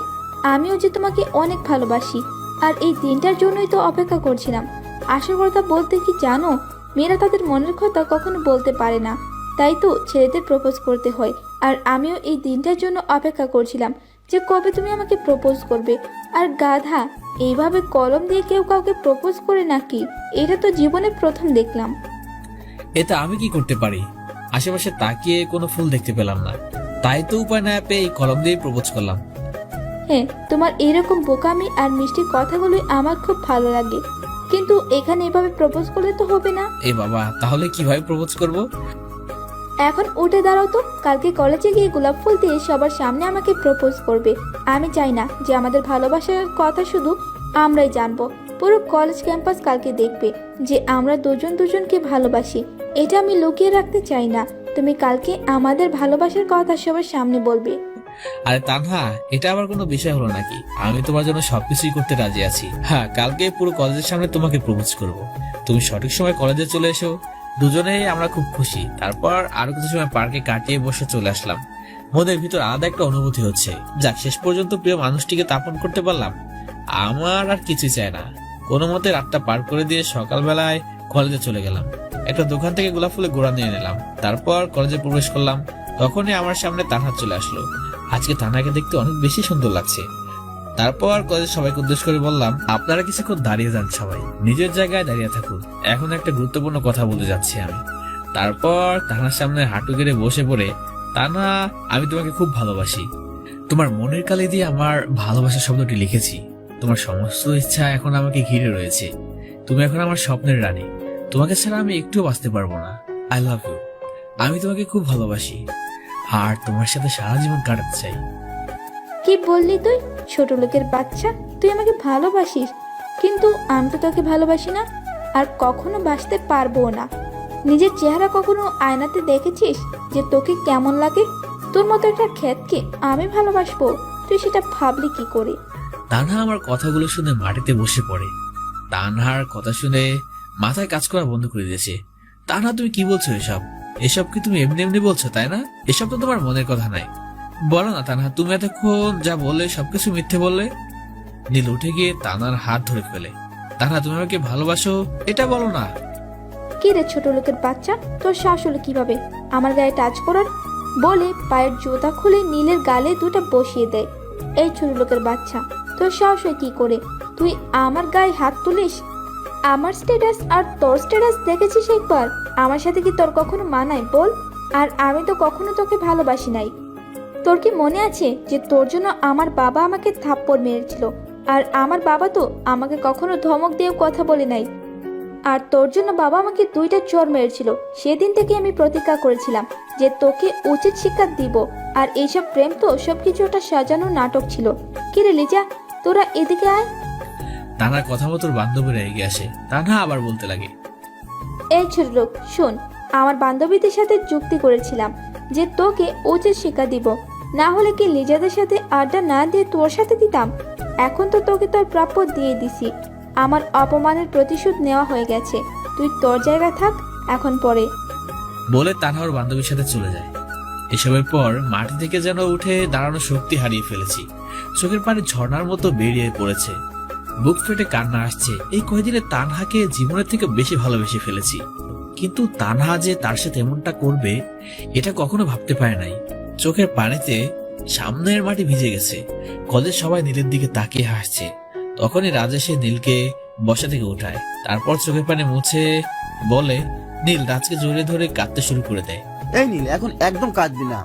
আমার তো সেই প্রথম থেকে তানহার উপর সন্দেহ হয়েছিল যে হঠাৎ করে আমাদের সাথে বন্ধুত্ব করে বসলো, নিশ্চয় কোনো প্ল্যান করেই এসেছে। আরে তুই তো কলেজে মাত্র কয়েকদিন হলো এসেছিস, আর আমি এই কলেজের অনেক দিন ধরে আসছি। আমি তানহাকে খুব ভালো করে চিনি, কিন্তু তুই যখন এত অপমান করার পরেও ওকে মেনে নিলি, তখন আমি তোর খুশির জন্য আর কোনো কথাই বলি নাই। যাই হোক, এখন সবকিছু ভুলে যা, নতুন করে জীবনটা শুরু কর, আর সবাইকে দেখিয়ে দে তুই কি পারিস আর কি না পারিস। মনে বলে বলে, আরে আমি দেখিয়েই দিব যে আমি কি পারি আর কি না পারি। আমি যে কলেজে ভর্তি হয়েছি ওই জন্য। একজন ওয়ান ম্যান আর্মি কমান্ডো কি পারে সেটা তো কয়েকদিন পরেই বুঝে যাবি। তবে এটা সত্যি যে আমি তানহাকে খুব ভালোবেসে ফেলেছি। ওকে ছাড়া কেমন যেন একটা শূন্যতা বিরাজ করছে, কিন্তু ওই মিশনের জন্য ওকে ভুলে থাকতেই হবে। তারপর যখন আমার পরিচয় দিব তখন সবার চোখ কপালে উঠে যাবে। আচ্ছা রাজ, এখন ক্লাসে চল, সময় হয়ে গিয়েছে। তারপর দুজন মিলে ক্লাসে চলে গেলাম। অপরদিকে তানহার বান্ধবীদের সাথে হাসাহাসিতে মেতে আছে। আরে লিজা, আজকে আমি অনেক খুশি, জানিস তো? ওই খ্যাটটাকে শিক্ষা দিতে পেরে আমার যে কতটা ভালো লাগছে সেটা তোরে বলে বোঝাতে পারবো না। ওর জন্য বাবা আমাকে থাপ্পড় মেরেছে, আর সেটার প্রতিশোধ তো খুব ভালো করে নিলাম। আচ্ছা চল, তোরা ক্লাসের সময় হয়ে গেছে। তারপর সবাই মিলে ক্লাসে চলে যায়। ক্লাস শেষ হয়ে গেলে নীল আর রাজ বের হয়ে ওদের আড্ডায় বসে, তারপর গল্প করতে থাকে। দেখ নীল, আজ যা কিছু হলো সব ভুলে যা। আর হ্যাঁ, বাসায় গিয়ে কিন্তু উল্টাপাল্টা করবি না। এ রাজ, তুই ঠিক কি বলতে চাইছিস? দেখ নীল, এর আগে অনেককে দেখেছি যে প্রেমে ব্যর্থ হলে সুসাইড করে। তাই তোকে নিয়ে আমার ভয় হচ্ছে, তুই আবার এমন কিছু করে বসবি কি না। আচ্ছা রাজ, তুই কি পাগল হয়ে গেছিস নাকি? ওসব উল্টাপাল্টা কাজ যারা করে তারা একদম পাগল। নিজের জীবনকে নিজে শেষ করে দেওয়া কি এত সহজ নাকি? তোর কোনো চিন্তা নাই, আমি এমন কোনো কাজ করব না। আচ্ছা চল, এখন বাসায় চলে যাই। তারপর দুজন মিলে বাসার দিকে রওনা দেয়। নীল বাসায় গিয়ে ফ্রেশ হয়ে খেয়ে নেয়, তারপর একটানা বিকাল পর্যন্ত ঘুম দেয়। হঠাৎ করে নীলের ফোনটা বেজে ওঠে। ফোনটা রিসিভ করতে ওপাশ থেকে একটা ছেলে বলে ওঠে, স্যার, একটা গুরুত্বপূর্ণ খবর আছে। আপনার ফ্রেন্ড সিআইডি অফিসার রিসা, যারা ভুল করে তুলে নিয়ে গিয়েছিল, তারা এখনো ম্যাডামকে ছেড়ে দেয়নি। এদিকে সিআইডি টিম তো পুরোপুরিভাবে খোঁজা শুরু করে দিয়েছে। আমাদের কমান্ডো টিমের হেড আপনাকে দায়িত্ব দিয়েছেন রিসা ম্যাডামকে মুক্ত করে নিয়ে আসার জন্য, সেটা যেভাবেই হোক। আচ্ছা ঠিক আছে, আমি দেখছি বিষয়টা। তারপর ফোনটা কেটে দিলাম। মাথায় তো পুরো আকাশ ভেঙে পড়লো। আমি তো ভেবেছিলাম যে রিসাকে ওরা ছেড়ে দিয়েছে, কারণ ওরা আমাকে ধরতে এসেছিল। কি যে করি এখন? ওরা যে রিসাকে কোথায় নিয়ে গেছে সেটাও তো জানে না। হঠাৎই আমার ফোনে আননোন নম্বর থেকে একটা কল আসলো। ফোনটা রিসিভ করতেই একটা মেয়ের গলা শোনা গেল। এই নীল, তুমি আমাকে বাঁচিয়ে নাও, এই সন্ত্রাসীরা আমাকে বন্দি করে রেখেছে। কণ্ঠটা শুনে বুঝতে পারলাম যে এটা রিসা। এই রিসা, তুমি কোথায় আছো?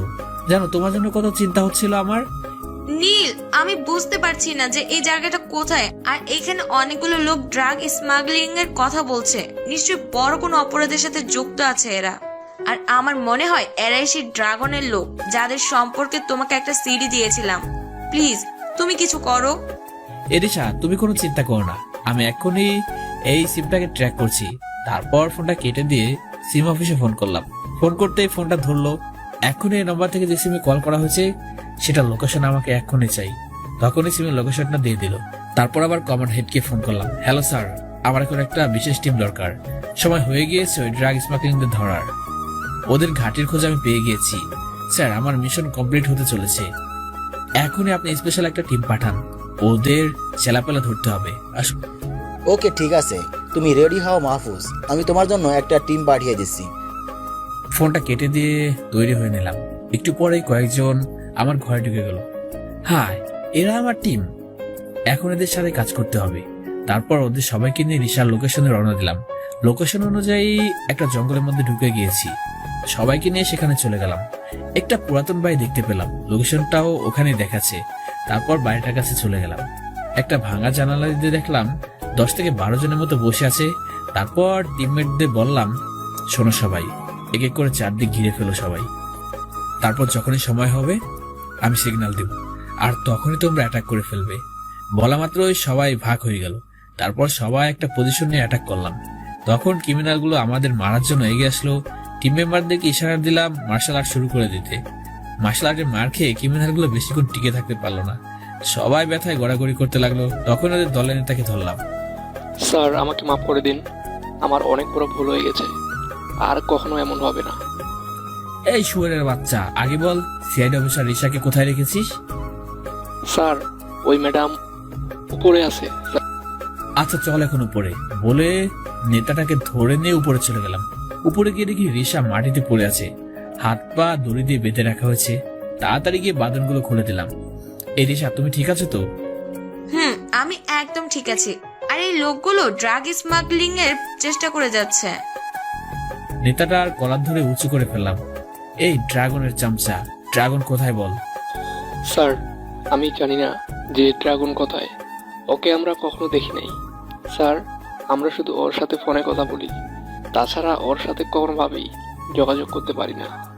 ওর যখন প্রয়োজন হয় তখনই শুধু আমাদেরকে ফোন করে বলে দেয়।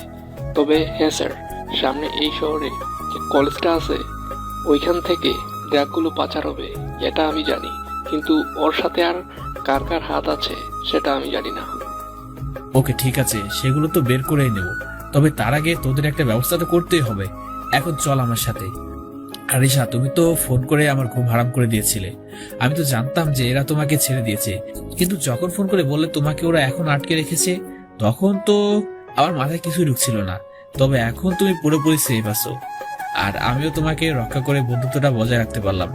তোমার সিআইডি টিমকে জবাবদিহি করতে হবে না। বড় একটা ঝামেলা থেকে বেঁচে গেলাম। আচ্ছা, এবার চলো তোমাকে সেফলি সিআইডি টিমের হাতে দিয়ে আসি।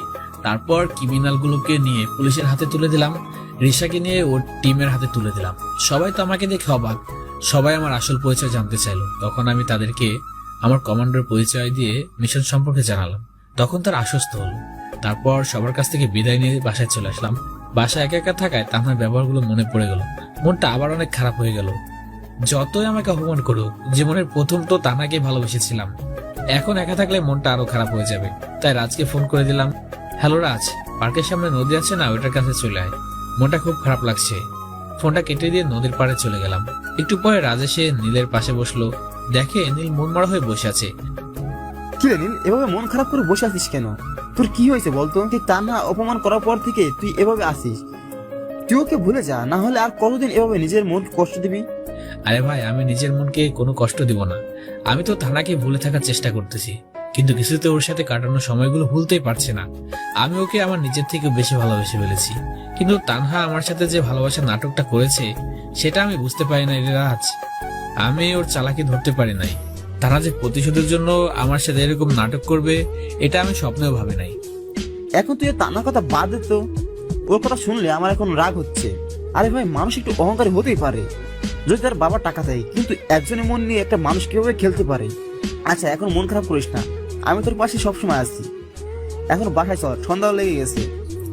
ও হ্যাঁ, তাই তো, কখন সন্ধ্যা লেগে গেছে খেয়াল করে নাই। আচ্ছা চল বাসায় ফিরে যাক। তারপর দুজন মিলে উঠে হাঁটতে শুরু করলাম। রাজকে বিদায় দিয়ে বাসায় চলে গেলাম। তারপর রাতের পড়াটা শেষ করে ঘুমিয়ে পড়লাম। পরদিন সকালবেলা উঠে কলেজে চলে গেলাম। গেট দিয়ে ঢুকতে দেখি তানহার বান্ধবীদের সাথে বসে আড্ডা দিচ্ছে। আমি মাথা নিচে করে চলে আসলাম। এদিকে নীলকে দেখি হাসাহাসিতে মেতে আছে, সাথে তানহার বান্ধবীরাও হেসে দেয়। দেখ লিজা, তোরা দেখ খ্যাতটা কেমন করে যাচ্ছে। ও ভেবেছিল যে আমি ওকে সত্যি ভালোবেসেছিলাম, কিন্তু বেচারা আমার প্রেমের ফাঁদে পা দিয়েই ভুল করছে। এখন তো অতি ধোঁকে দেওয়ানো হয়ে গেছে। ওর জন্য বাবা আমাকে থাপ্পড় মেরেছিল। তোরা জানিস, সেদিন আমার খুব কষ্ট লেগেছিল, যেখানে আমার বাবা আমার সাথে কখনো জোরে কথা বলি না। আমাকে খুব ভালোবাসে আমার বাবা, আমার কোনো চাপাও বাদ রাখে না। কিন্তু ছোট লোকটার জন্য সেদিন কি হয়েছিল, আমাকে থাপ্পড় মেরে কতগুলো কথা শুনিয়ে দিল। তখন মনে হচ্ছিল কষ্টে কলিজা ফেটে যাচ্ছে। এখন তো খুব সুখে আছি আমি, ছোট লোকটাকে দেখছি আর মজা নিতে পারছি। তানহা, আমার মনে হয় তুই অনেক বড় ভুল করেছিস। আমার নীলের উপর কেমন যেন সন্দেহ হয়। ওকে তো এই এলাকাতে আগে কখনো দেখি নাই। কই থেকে এসে আমাদের কলেজে অ্যাডমিশন নিছে, আর সবচেয়ে বড় কথা হলো নীল আর রাজ খুব ভালো বন্ধু হয়ে গেছে। নীল সব মেয়েদেরকে খুব সম্মান করে রে তানহা। ওর মতো ভালো ছেলে আমি আর দেখি নাই। তুই ওকে এভাবে ঠকে ভালো একটা কাজ করিস নাই, পরে পস্তাতে হবে তোর। এখন তো নীল খুব কষ্ট পাচ্ছে, কিন্তু পরে তুই ওর প্রেমে আবার কষ্ট পাস না, কারণ নীল তোকে আর কখনো গ্রহণ করবে না। লিজা, তুই আমাকে হাসালি, এখন তো দেখি তুই ওর গুণগান শুরু করে দিয়েছিস। তবে এটা ঠিক যে রাজের সাথে ভালো বন্ধুত্ব হয়ে গেছে, আর রাজের স্ট্যাটাসের সাথে একমাত্র ওই ছোট লোকটারই মিলে যায়। এটা নিয়ে আমি কোনো চিন্তা করি না। আর তুই ওই যে বললি না যে খ্যাতটা খুব কষ্ট পাচ্ছে, আরে ওকে কষ্ট দেওয়ার জন্যই তো এতদিন নাটকটা আমাকে চালিয়ে যেতে হয়েছে। আর আমি বাবার থেকে যে কষ্ট পেয়েছি সেটা ওই খ্যাতের কষ্ট তার তুলনায় কিছুই না। ওকে যে এত ভালো বলছিস তুই কি জানিস যে এসব ছেলেরা মেয়েদেরকে দেখিয়ে দেখিয়ে সম্মান দেয়, যাতে মেয়েরা ওদের প্রেমে পড়ে যায়। আর আমি কখনো আফসোস করব না এই ভেবে যে আমি ওকে ঠকিয়েছি। আরে ওর মতো ছেলেরা আমার চারপাশে সবসময় ঘুরে বেড়ায়, আর ওর মতো ছোট লোকের প্রেমে পড়ব আমি। লিজা, তুই বলতেও পারিস এক এক সময় এক এক কথা। ওর প্রেমে তো পরে দূরে থাক, ওকে তো আমার মনেই থাকবে না। কত ছেলেকে এইভাবে শায়েস্তা করলাম, শুধু ওকেই একটু বেশি করে ফেলছি। তবে আমার কোনো সমস্যা হচ্ছে না বা খারাপ লাগছে না যে আমি কষ্ট দিয়েছি। আচ্ছা, এখন ক্লাসের সময় হয়ে গিয়েছে, চল। ক্লাসে যাই। তারপর তানহা ওর বান্ধবীরা মিলে ক্লাসে চলে যায়, কিন্তু গিয়ে দেখে ক্লাসে এখনো স্যার আসে নাই। রাজ আর নীল একা বসে আছে। আরে তানহা, দেখ নীল আর রাজা ক্লাসে একা বসে আছে। ক্লাসে তো কাউকে দেখি না। বুঝলি রে লিজা, এইটাই হলো কাটা গায়ে নুনের ছিটা দেওয়ার সময়। এখন ছোট লোকটার সাথে ভালো করে মজা নেওয়া যাবে। চল ওকে কিছু কথা শুনে আসি। রাজের সাথে গল্প করছি, হঠাৎ করে দেখি তানহা আর ওর বান্ধবীরা আসছে। তখন মাথা নিচু করে রাখলাম। আমি জানি তানহা এসে এখন আমাকে রাগানোর জন্য কিছু কথা বলবে। এই রাজ, তানহা আসছে, দেখ। ওর সাথে কোনো প্রকার কথা বলবি না, শুধু চুপ করে থাকবি। দরকার হলে ওর সাথে আমি কথা বলবো। হাসতে হাসতে নীলের কাছে চলে আসলাম। কি রে ছোট লোক, এখানে বসে কি গল্প করছিস রে? ওহ বুঝেছি, ছেকাকে এসে দুঃখগুলো এই বান্দরটার সাথে শেয়ার করছিস না রে। কিন্তু কি জানিস, তোর জন্য আমার কোনো রকম মায়া কাজ করছে না। শুধুমাত্র তোর জন্য বাবা আমাকে থাপ্পড় মেরেছিল, সাথে অনেকগুলো কথাও শুনিয়েছিল। যাই হোক, সেটা বাদ দিলাম। এতদিন ধরে তো আমার টাকা দিয়ে অমত ফুর্তি করছিস। যাক, একদিক দিয়ে ভালোই হয়েছে। নিজের বাবার টাকায় তো জীবনে খেতে পারবি না, আমার টাকায় খেয়ে নিয়েছিস। তো এখন কি রাজের টাকা খাওয়ার চিন্তা করছিস নাকি? রাগের ঠেলায় ওর চোখ দুইটা একদম লাল হয়ে গিয়েছে। আমি ইশারা করে ওকে ঠান্ডা থাকতে বললাম। আচ্ছা তানহা, আপনার কি সারাদিন আর কোনো কাজ নেই, নাকি একটাই কাজ যে আমাকে বিভিন্ন কথা বলে রাগানো? কিন্তু একটা কথা শুনে রাখুন, আপনি যদি মনে করে থাকেন যে আমি আপনার কাছ থেকে ধোঁকা খাওয়ার পর একেবারে এলোমেলো হয়ে গিয়েছি, তাহলে আপনি খুব ভুল হয়ে বসে আছেন। কারণ আমি এখন কোনো প্রকার ডিপ্রেশনে নাই, আমি সম্পূর্ণ খুশি আছি। আর হ্যাঁ, আপনার প্রতি আমার কোনো ইন্টারেস্ট নাই। যা ছিল সেগুলো ঘৃণার সাগরে ভেসে গিয়েছে। কারণ আপনি একজনের মন ভেঙে দিয়েছেন। কারোর ক্ষতি করলে তো মাপ চাইলে পরিবর্তন করে মানিয়ে নেওয়া যায়, কিন্তু কারোর মন ভাঙলে সেটা আর সহজে জোড়া লাগানো যায় না। আপনি তো একজন প্রতারক যে মানুষের মন নিয়ে খেলা করে। আপনি এখন এখান থেকে আসতে পারেন। আমি আপনার কোনো কথা এখন শুনতে চাচ্ছি না। আমার কথাগুলো শেষ হতেই ক্লাসে স্যার চলে আসলো। রাগীর দৃষ্টিতে, তুই আমাকে অনেক জ্ঞান দিয়েছিস এত সময় ধরে। এখন ক্লাসে স্যার চলে আসছে, নয়তো আমিও তোকে কিছু জ্ঞান দান করতাম রে ছোট লোক। এই লিজা, চল গিয়ে বসি। মনে মনে হাসলাম, ওরে তানহা, তুমি তো এখন আমাকে চিনো না। যখন তোমার সামনে আর আসবো না, তখন তুমি বুঝবে কি হারিয়েছো। এখন এসব বাদ দেই। আমাকে যখন সামনে দেখবে না, তখন আমাকে পাওয়ার জন্য আফসোস করবে। ভালোবাসা নাটক করলেও তো আমার সাথে একান্ত সময় কাটিয়েছো, সেই কথাগুলো মনে পড়বে তোমার।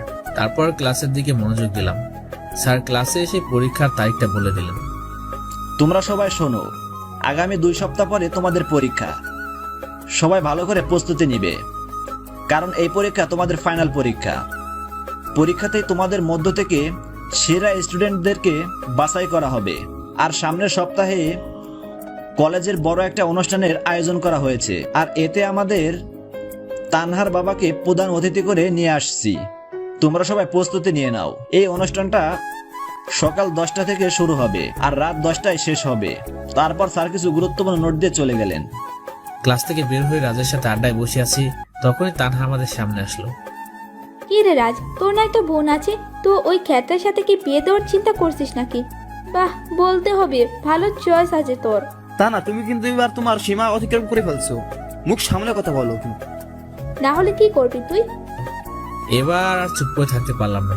ওই তানহা, আপনার কি মাথায় তাল ছিঁড়ে গেছে নাকি? বেহুদা আমার সাথে গায়ে পড়ে ঝগড়া করছেন। আপনার কি লজ্জা বলতে কিছু নেই, নাকি সব লজ্জা সরব পানি দিয়ে গুলিয়ে খেয়েছেন? আপনি এখান থেকে জানতো। এই রাজ, তুই চলে আয় তো এখান থেকে।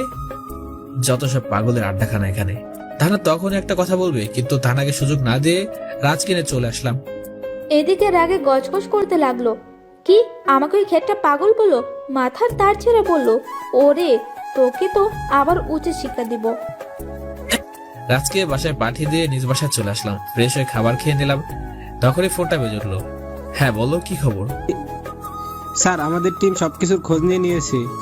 ড্রাগ স্কলার ড্রাগন ওই কলেজে থেকে ড্রাগ পাচার করে কলেজ থেকে ড্রাগ পাচার করবে, আর সেটা করবে সামনের সপ্তাহে। আপনি নিশ্চয় জানেন যে আগামী সপ্তাহে একটা অনুষ্ঠান আছে আপনাদের কলেজে। ওখান থেকে একটা ট্রাকের সাথে ড্রাগগুলো নিয়ে যাওয়া হবে। আর ড্রাগন তো কলেজের প্রিন্সিপালের সাথে আগে হাত করে রেখেছিল, তাই কলেজ থেকে ড্রাগন সমস্ত ড্রাগ নিয়ে বের হবে। আর ড্রাগন তার রূপটা পাল্টে নেবে, যাতে ওই কেউ চিনতে না পারে। ড্রাগনের ছবি আমরা পেয়ে গেছি, আপনাকে মেসেজ করে দিচ্ছি। আপনি ড্রাগনকে ধরতে পারবেন স্যার, এটা আমাদের বিশ্বাস। আর সাথে হাতে নাতে ওই কলেজের প্রিন্সিপালকেও ধরবেন। আমরা ঠিক সময়ে আমাদের টিম নিয়ে কলেজে পৌঁছে যাব। তারপর ফোনটা কেটে দিল। ছেলেটার সাথে কথা বললে তো মনটা খুশিতে নেচে উঠলো। আরেকটা মিশনও আমার জয় করার কাছাকাছি। আমি হলাম ইউজিসি বা Bangladesh underground commando head of the department. এই ড্রাগনকে অনেকদিন ধরে পুলিশ ধরার চেষ্টা করছিল, কিন্তু সল হয় নাই। আমাকে দায়িত্ব দেওয়া হয়। আগেই খবর ছিল যে এই কলেজে কিছু একটা করবে ড্রাগন, তাই তো এই কলেজে অ্যাডমিশন নিয়েছিলাম। আগামী সপ্তাহে পুরো কলেজে আমার আসল পরিচয় জানবে, আর তানহা আমার আসল পরিচয় জেনে নিশ্চয়ই আবার আমার কাছে আসতে চাইবে। কিন্তু সেটা তো আমি হতে দেব না, কারণ তানহা ভালোবাসার মর্ম বুঝে না, শুধু বুঝে কার কত টাকা। এখন শুধু অপেক্ষা আগামী সপ্তাহ কলেজের অনুষ্ঠানটির। তারপর রাতে খেয়ে দিয়ে ঘুমিয়ে পড়লাম। পরদিন সকালে উঠে কলেজে চলে গেলাম। বেশ ভালোই লাগছে, কারণ একজন কমান্ডার জীবনে একটা মিশনের সফলতা অনেক বড় উপহার বয়ে আনে, যা আমার জীবনে প্রায় অনেকবার এসেছে। কিন্তু বিশেষ করে এই মিশনের সফলতা, এসব চিন্তা করতে করতে কলেজের সামনে প্রবেশ করলাম। কি রেখে, তোর তো দেখছি লজ্জা বলতে কিছুই নাই। তোকে এত অপমান করি, তারপরেও তুই বেহায়ের মতো কলেজে আসিস। নির্লজ্জ না হলে কি কেউ এমন করে নাকি? আচ্ছা তানহা, আপনি কি চান বলুন তো? আপনিও তো আরেকটা বেহায়া। দেখছেন যে আমি আপনার সাথে কথা বলতে চাই না, তারপরেও সে নির্লজ্জের মধ্যে বারবার গায়ে পড়ে কথা বলতে আসেন। আর হ্যাঁ, আমার সাথে আপনি কথা বলেন কি জন্য? আপনার স্ট্যাটাস আর আমার স্ট্যাটাস তো এক না। আপনি কত বড় ঘরের সন্তান, আমি তো গাইয়া খ্যাত। আফসোস, খ্যাত আমাকে কেউ বলে না। আপনি আমাকে খ্যাত বললেন। আপনার রুচিবোধ আছে বলতে হবে। আর হ্যাঁ, একটা ভালো খবর আছে আপনার জন্য। আমি পরের সপ্তাহে কলেজ থেকে চলে যাচ্ছি। এই অনুষ্ঠানটার পরে আপনাকে আর এই খ্যাতটার মুখ দেখতে হবে না। আরে এটা তো আমার জন্য খুশির খবর, কারণ তোর মতো খ্যাত আমাদের কলেজে দরকার নেই। কেন যে তোকে এই কলেজে অ্যাডমিশন দিল সেটাই আমি বুঝলাম না। তুই তো আমাদের কলেজের মান সম্মান ডুবিয়ে ছাড়বি রে। দিন দিন তোর মতো খ্যাতগুলো এসে আমাদের কলেজটা ডুবিয়ে দিচ্ছে। দাদার কথা শুনে মুচকে আসলাম। মেয়েটা আসলেই পাগল। মেয়েটা অনেক অহংকারী বটে, তবে মনটা অনেক ভালো। কাউকে একবার ভালোবেসে ফেললে সে মানুষটার জন্য সবকিছু করতে পারবে। তারপর কোনো কথা না বলে সেখান থেকে চলে আসলাম। তখন রাজ কলেজে আসলো। ওর সাথে বসে কিছুক্ষণ আড্ডা দিলাম। আচ্ছা রাজ, আমি একটা সিদ্ধান্ত নিয়েছি। তুই আবার হঠাৎ করে কি সিদ্ধান্ত নিলি ভাই? শোন রাজ, আমাকে তো তানহা দেখতে পায় না, আর সামনে আমাদের পরীক্ষা, তাই একটু প্রস্তুতি নিতে হবে। আর আমি কলেজে আসলে তানহা প্রতিদিন আমাকে অপমান করে, তাই আমি আগামী এক সপ্তাহ কলেজে আসবো না। একেবারে অনুষ্ঠানের দিন আসবো, তারপর মাঝে মাঝে একদিন আসতে পারি। তুই যা ভালো মনে করিস নীল, তোর সিদ্ধান্ত তোর, এটাতে আমার বলার কিছু নাই। আমি জানি তার না তোকে অনেক অপমান করে, আমার সামনে তো তোকে অপমান করে। তখন তো মনে হয় থাপ্পড় দেও দাঁত সবকটা ফেলে দেই।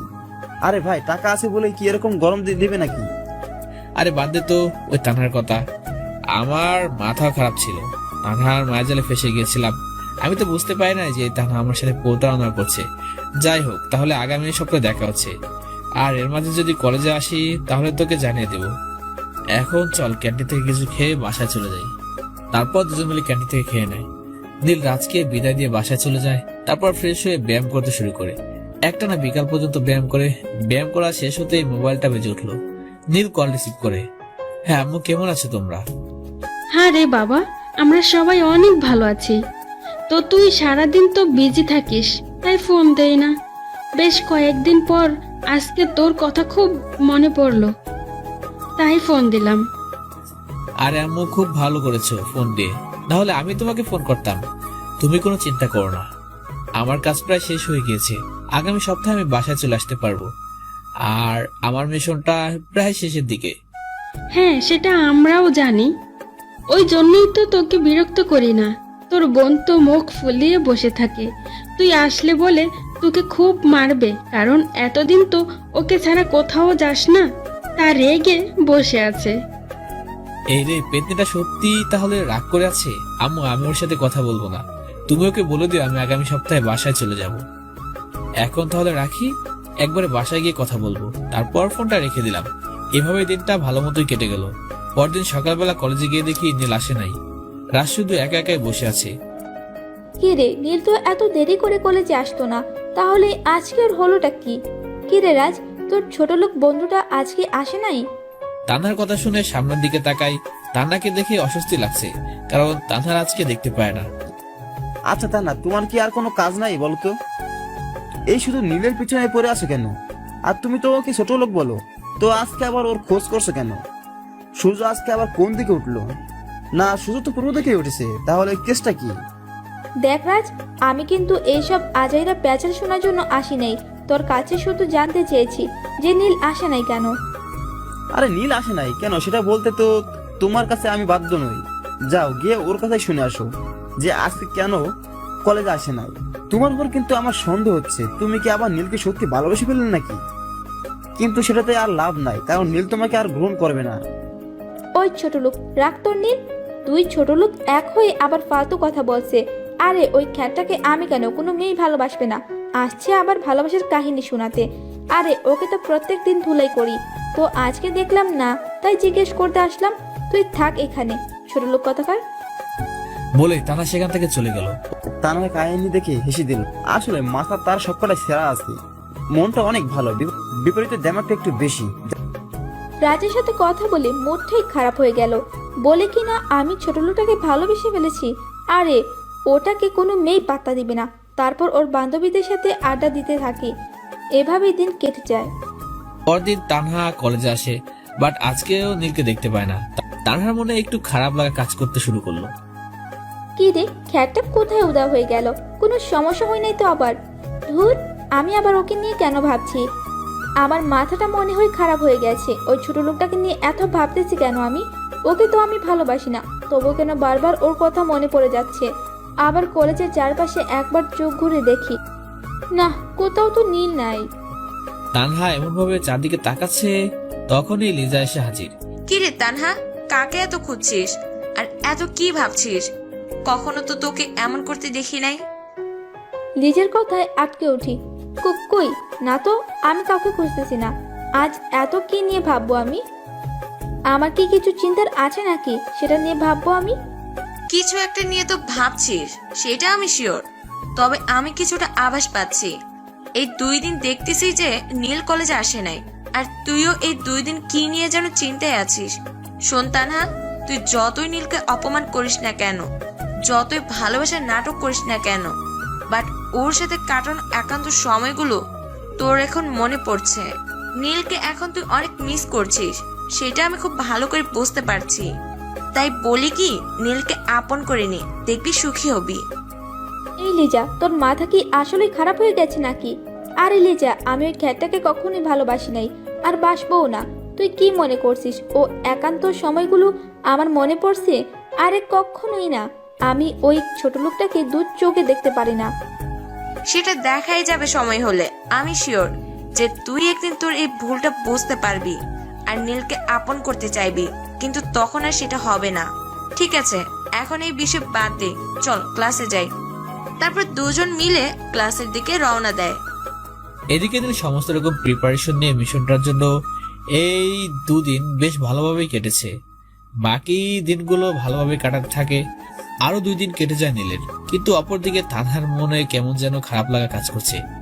কিছু যেন একটা হারিয়ে ফেলেছে সে। সবসময় কিছু একটা নিয়ে ভাবতেই থাকে, কিন্তু সে বুঝতে পারছে না যে কি হয়ে গেছে তার। 5 দিন পর নীল কলেজে যায়, তারপর যাদের সাথে আড্ডা দিতে থাকে। তানহা কলেজে এসে দেখতে পায় যে নীল বসে আছে। মনের অজান্তে মুখ দিয়ে আনন্দের হাসি বেরিয়ে যায়। তানহা নিজেই বুঝতে পারে না যে নীলকে দেখে তার কেন এত ভালো লাগছে। তানহা সেখানে বেশি সময় না দাঁড়িয়ে থেকে চলে যায়। নীল আর রাজ হেসে হেসে গল্প করতে থাকে। জানিস নীল, তানা সেদিন তোর কথা জিজ্ঞাসা করছিল, কিন্তু বুঝলাম না হঠাৎ করে তোর কথা জিজ্ঞাসা করছিল কেন। এই ভাই, ওসব বাদ দে তো, তুই এখন আড্ডা দে। আর কিছুক্ষণ আড্ডা দিয়ে কলেজ থেকে চলে গেলাম। দেখতে দেখতে অনুষ্ঠানের দিনটা চলে আসলো। আমি পুরো রেডি হয়ে কলেজে চলে গেলাম। কলেজে ঢুকে দেখি অনেক বড় আয়োজন করেছে। কলেজের সামনে একটা মঞ্চ বসানো হয়েছে আর সবার জন্য চেয়ার দেওয়া হয়েছে। আমি রাজকে নিয়ে চেয়ারে বসে গেলাম। রাজ একটু অবাক হলো, কারণ সবার সামনে বসতে, তাই আমি ইচ্ছা করে পিছনে বসলাম। আমি রাজকে ইশারা করে দিয়ে বললাম যে পুরো বুঝিয়ে বলবো। ঠিক 10টার সময় অনুষ্ঠান শুরু হলো। প্রধান অতিথি হিসেবে তানহার বাবা আসলো, সাথে তানহা ওর বাবার সাথে আসলো, কিন্তু প্রিন্সিপালকে কোথাও দেখতে পাচ্ছি না। নেমো খারাপই মনে হয় ড্রাগনের ডিল করতেই ব্যস্ত। একটু ওয়েট করো মশাই, আজকে তোমার সব প্ল্যান শেষ। পাশে তাকিয়ে দেখি আমার পুরো টিম ছদ্মবেশে এসেছে। আমি তাদের দিকে ইশারা দিয়ে অবস্থা জানিয়ে দিলাম। একটু পরে প্রিন্সিপাল এসে বক্তৃতা দেওয়া শুরু করলো। সবকিছু ঠিকঠাক চলতেছিল, কিন্তু ঠিক 12টার সময় কলেজে 10টা ট্রাক প্রবেশ করলো। সবগুলোতেই অনুষ্ঠানের খাবার বোঝাই করা। আমার তো তখনই সন্দেহ হলো, খাবার আনতে আবার ট্রাক লাগে নাকি? নিশ্চয়ই এখানে গন্ডগোল আছে। ট্রাকগুলো সমস্ত খাবার নামিয়ে দিয়ে ভিতরের দিকে গেল। প্রায় আধা ঘন্টা পর আবার ফিরে আসলো। তখনই খটকা লাগলো, কারণ ট্রাক তো চলে যাওয়ার কথা। ভিতরে গিয়ে এতক্ষণ কি করলো? তখন দেখি একটা লোক প্রিন্সিপালের সাথে হাত মিলে মঞ্চ থেকে নেমে ট্রাকে উঠে গেল। প্রথম দেখাতেই চিনে ফেললাম, আরে এটা তো ড্রাগন, ছদ্মবেশ নিয়ে আসছে। তখনই চেয়ার থেকে উঠে গেলাম আর জোরে চিৎকার দিয়ে কমান্ড দিলাম, ইউজিসি টিম, এখন আমাদের সময় দেশের সব থেকে বড় ড্রাগন স্মাগলারকে ধরার। সো কলেজের 4-5টা সবাই ঘিরে ফেলো, যাতে ড্রাগন পালাতে না পারে। বলার সাথে সাথে সবাই কমান্ডার পোশাক বের করে ফেললো। আমি আমার খ্যাতমার্কা পোশাক খুলে পড়লাম। পিছন থেকে একজন এসে আমার গায়ে নীল কালারের কোট পরিয়ে দিল, সাথে সেফটি জ্যাকেট। আমার কমান্ড শুনে তো পুরা কলেজ হা করে তাকিয়ে আছে আমার দিকে, কেউ কিছু বুঝতে পারছে না। রাজু আমার দিকে হা করে তাকিয়ে আছে, আর কমান্ডো টিম পুরো কলেজকে ঘিরেই ফেলেছে। আমি মঞ্চে গিয়ে মাউথটা হাতে নিলাম। হ্যালো লেডিস এন্ড জেন্টলম্যান, আপনাদের সবার দৃষ্টি আকর্ষণ করছি। আমি আপনার কলেজে একটা গোপনীয় মিশন এসেছিলাম।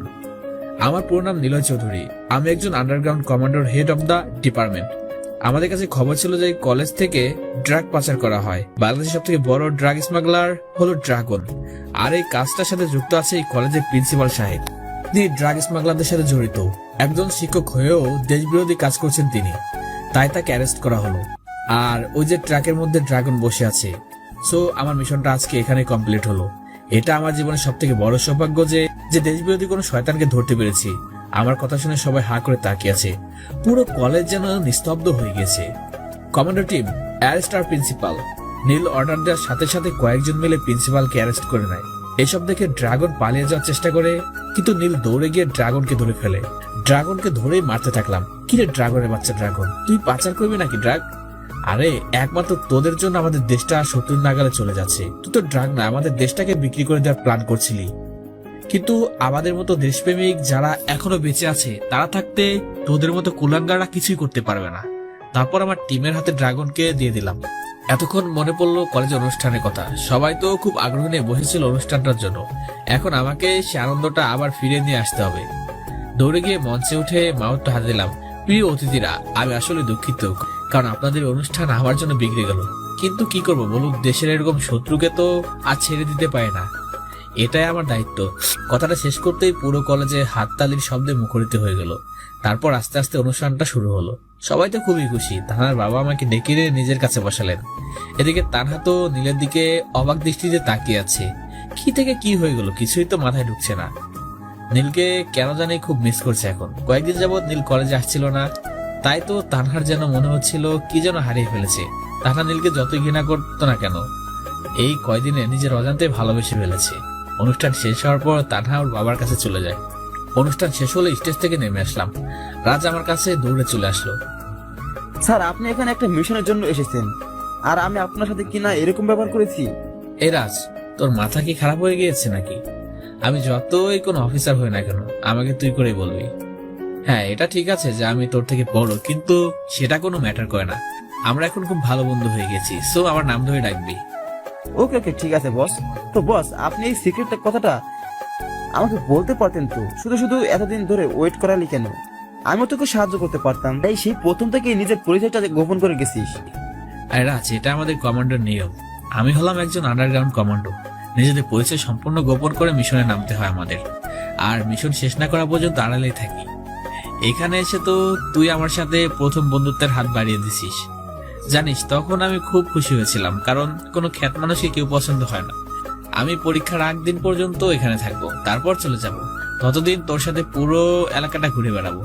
আচ্ছা, এখন চল তোকে বাড়িতে পৌঁছে দিয়ে আসি। তারপর নীলার রাজ মিলে বেরিয়ে পড়ে, নিজের বাবার সাথে বাড়িতে চলে যায়। তারপর রুমে গিয়ে বিছানায় বসে পড়ে। কিছুই তো মাথায় ঢুকতেছে না। নীলকে খ্যাত ছোট লোক বলে এত অপমান করলাম, ওকে কি না কি ভাবছিলাম, আর কি বের হলো ওর পরিচয়। তানহা কিছুই বুঝতে পারছে না, তাই বাবার কাছে চলে যায়। গিয়ে দেখে বাবা রুমে বসে আছে। আচ্ছা বাবা, তোমার কাছে আমি একটা কথা জিজ্ঞেস করব। হ্যাঁ মা, কি জানতে চাস বল। বাবা, নীল তো একটা খ্যাত আর ছোট লোক। ওকে তো আমি পছন্দ করতাম না, সবসময় ওকে অপমান করতাম, কিন্তু আজকে তো কিছুই বুঝতে পারলাম না। আর সেদিন ওই ছোট লোকটার জন্য আমাকে থাপ্পড় পর্যন্ত মারলে। এই তানহা, তুই কাকে খ্যাত বলছিস? তুই কি শুনতে পাস নাই যে নীল কি বলল তখন? আর নীল হলো একজন আন্ডারগ্রাউন্ড কমান্ডো। এইখানে এই মিশনে এসেছিল। আমার কাছে আগে একটা ফোন এসেছিল যে এখানে নীল আসবে, ওর সমস্ত দায়িত্ব যেন আমিই নেই। কিন্তু দুর্ভাগ্যবশত ওকে আমি চিনতাম না। পরে যখন তোর কথা মতো কলেজে ওকে অ্যারেস্ট করতে গেলাম, তখন আমার ফোনে একটা ফোন এসেছিল। আর ফোনের ওপাশে কে ছিল জানিস? আমাদের দেশের প্রধানমন্ত্রীর কমান্ডো প্রধান, যে কিনা এই মিশনটা নিয়ে কাজ করছিল। আমাকে বলল, যদি এমপির দায়িত্বটা হারাতে না চাও তাহলে এই ছেলেটাকে ছেড়ে দাও। আর আমার কাছে নীলের পরিচয় বলে দিল। তখনই আমার অবস্থা খারাপ হয়ে গেছিল, আর তোর উপর খুব রাগ হয়েছিল, তাইও চড় মেরেছিলাম। বাবা, তুমি কি বলছো এসব? বাবার কথা শুনে যেন তানহার পায়ের নিচ থেকে মাটি সরে যায়, কপালে ঘাম জমতে শুরু করে। বাবার এক একটা কথা শুনে বড় বড় ধাক্কা খেতে থাকে। কিন্তু বাবা, আমি যে অনেক বড় ভুল করে ফেলেছি। সেদিন কলেজে নীল কোনো দোষ করছিল না, আমি ওকে বিরক্ত করছিলাম। তারপর তোমাকে মিথ্যা বলে পুলিশ আনি, কিন্তু তুমি যখন ওর জন্য আমাকে চোর মারলে তখন আমার খুব রাগ হয়েছিল। আমি অহংকারে ফেটে পড়ছিলাম আর প্রতিজ্ঞা করেছিলাম যে ওকে শাস্তি দিব। তাই পরে ওর সাথে প্রেমের নাটক করা শুরু করি আর ওকে আমার মোহে আবদ্ধ করে ওর জীবন থেকে সরে যাই। আমি অনেক বড় ভুল করে ফেলছি আর অন্যায় করেছি। আগে ওকে দেখতে পারতাম না, কিন্তু এখন নিজের অজান্তে ওকে ভালোবেসে ফেলেছি। কিন্তু নীল কি এখন আমাকে মেনে নিবে? কারণ ওর মনটা তো আমি ভেঙে দিয়েছি। সেটা আমি জানি না রে তানহা, তবে একটা বিষয় জানি, নীল খুব ভালো ছেলে, সবার সাথে খুব ভালো করে মিশে যেতে পারে, সবাইকে খুব ভালো সম্মান। এই যুগে এরকম ছেলে আরেকটা মেলে না সহজে। আর তুই তো ওর মনটাই ভেঙে দিয়েছিস। কারো মন ভাঙলে সহজে সেটা জোড়া লাগে না। হ্যাঁ, যদি পারিস তাহলে পায়ে ধরে ক্ষমা চাইবি, এখানে আমার কিছু বলার নাই। বাবা, আমি জানি যে নীল আমাকে মেনে নিবে না, কারণ ওর নীল আমাকে অবহেলা করে। আমি ওকে ছাড়া এখন বাঁচতে পারবো না। বলে রুমে চলে যায়, বিছানায় শুয়ে কাঁদতে থাকে। এইটা আমি কি করলাম? নীল তো বড় একজন মানুষ হয়েও কখনো নিজের অহংকার দেখালো না। ইচ্ছা করলেই তো আমার থেকে প্রতিশোধ দিতে পারতো, কিন্তু সেটা নীল করে নাই। বরং মাথা নিচু করে আমার সব রকম অপমান সহ্য করে গেছে। এখন আমি নীলকে ছাড়া তো বাঁচতে পারবো না। মনের অজান্তে ওকে ভালোবেসে ফেলেছি। এখন ওকে ছাড়া শূন্যতা বিরাজ করছে বলে কাঁদতে থাকে। একসময় ঘুমিয়ে যায়। এদিকে নীল বাসায় গিয়ে ল্যাপটপ অন করে, তারপর নেট থেকে ওর আম্মুকে ফোন করে। এ আম্মু, কেমন আছে তোমরা? সত্যি তোমাদের সাথে অনেকদিন পর কথা হচ্ছে। আরে আমরা তো অনেক ভালো আছি। তো তোর মিশনের কি অবস্থা? আম্মু, এটা তো অনেক বড় খুশির খবর। আম্মু, এটা তো অনেক বড় খুশির একটা ব্যাপার, কারণ আজকে আমার মিশনটা কমপ্লিট হয়েছে। কিন্তু আমি ভাবতে পারছি না যে কলেজের প্রিন্সিপাল এই ড্রাগ স্মাগলিংদের সাথে এত জঘন্য অপরাধ করছে কেন। শিক্ষকরা যদি এগুলো করতে পারে তাহলে দেশের অবকাঠামো কোন জায়গায় গিয়ে দাঁড়াবে, তুমি ভাবতে পারো একবার? কি বলিস কি তুই? একজন কলেজের টিচার হয়ে এই অন্যায় কাজ করেছে, ওকে তো ফাঁসির দড়িতে ঝোলানো উচিত। আর আম্মু, ড্রাগনকে অ্যারেস্ট করে ফেলেছি, যে কিনা সমস্ত নাটের গুরু। সমস্ত ড্রাগ তো ওর হাত দিয়ে পাচার হয়, ওটাকে আমি ধরে ফেলেছি।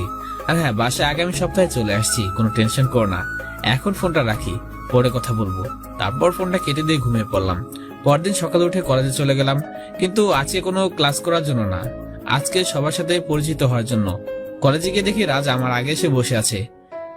ওকে দেখে খুব খুশি হলাম। তারপর ওর পাশে গিয়ে আড্ডা দিতে লাগলাম। কলেজের ছেলেমেয়েরা এসে আমার সাথে পরিচিত হয়ে গেল, সবার সাথে হাত মিলালাম। এখন একটা বিষয় মনে হলো, যখন নিজের পরিচয়টা দেয় নাই তখন কেউ কথা বলতে আসে নাই, কিন্তু এখন আমার পরিচয় জেনে সবাই কাছে চলে আসলো, আমাকে সম্মান জানাচ্ছে। কি আজব দুনিয়া।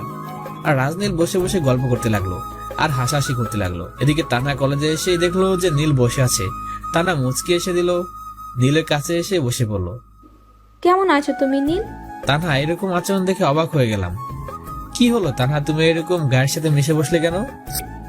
আরে তুমি তো আমার বয়ফ্রেন্ড, দুজন দুজনকে খুব ভালোবাসি, তো তুমি এমন করছো কেন? তুমিও তো আমাকে অনেক ভালোবাসো। তোমার কি মাথা খারাপ হয়ে গিয়েছে নাকি?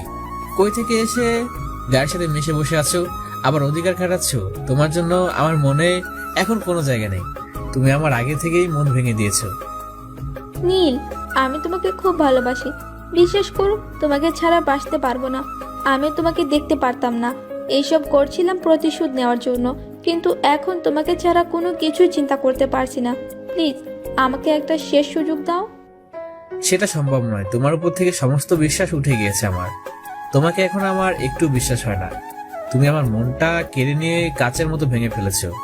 এখন আমার থেকে সরে যাও বলে উঠে দাঁড়ালাম। তখনই পায়ে পড়ে যায়। নীল, আমি তোমাকে খুব ভালোবাসি, আর আমি তোমাকে ছাড়া বাঁচতে পারবো না। তোমাকে নিজের অজান্তেই ভালোবেসে ফেলেছি। প্লিজ আমাকে ফিরিয়ে দিও না। নিজের পাটা ছাড়িয়ে নিয়ে রাজের সাথে চলে আসলাম, কারণ এসব কাহিনী দেখার সময় আমার নেই। এসব অনেক দেখেছি, আমাকে আবার নতুন করে ফাঁদে ফেলানোর চেষ্টা করছে, কিন্তু আমি তো সেই সুযোগ আর দিব না। রাজকে নিয়ে নদীর তীরে চলে আসলাম, তারপর দুজনে বসে বললাম, আচ্ছা রাজ, মানুষ কি এই পৃথিবীতে নিজের স্বার্থ ছাড়া আর কিছুই বুঝতে পারে না?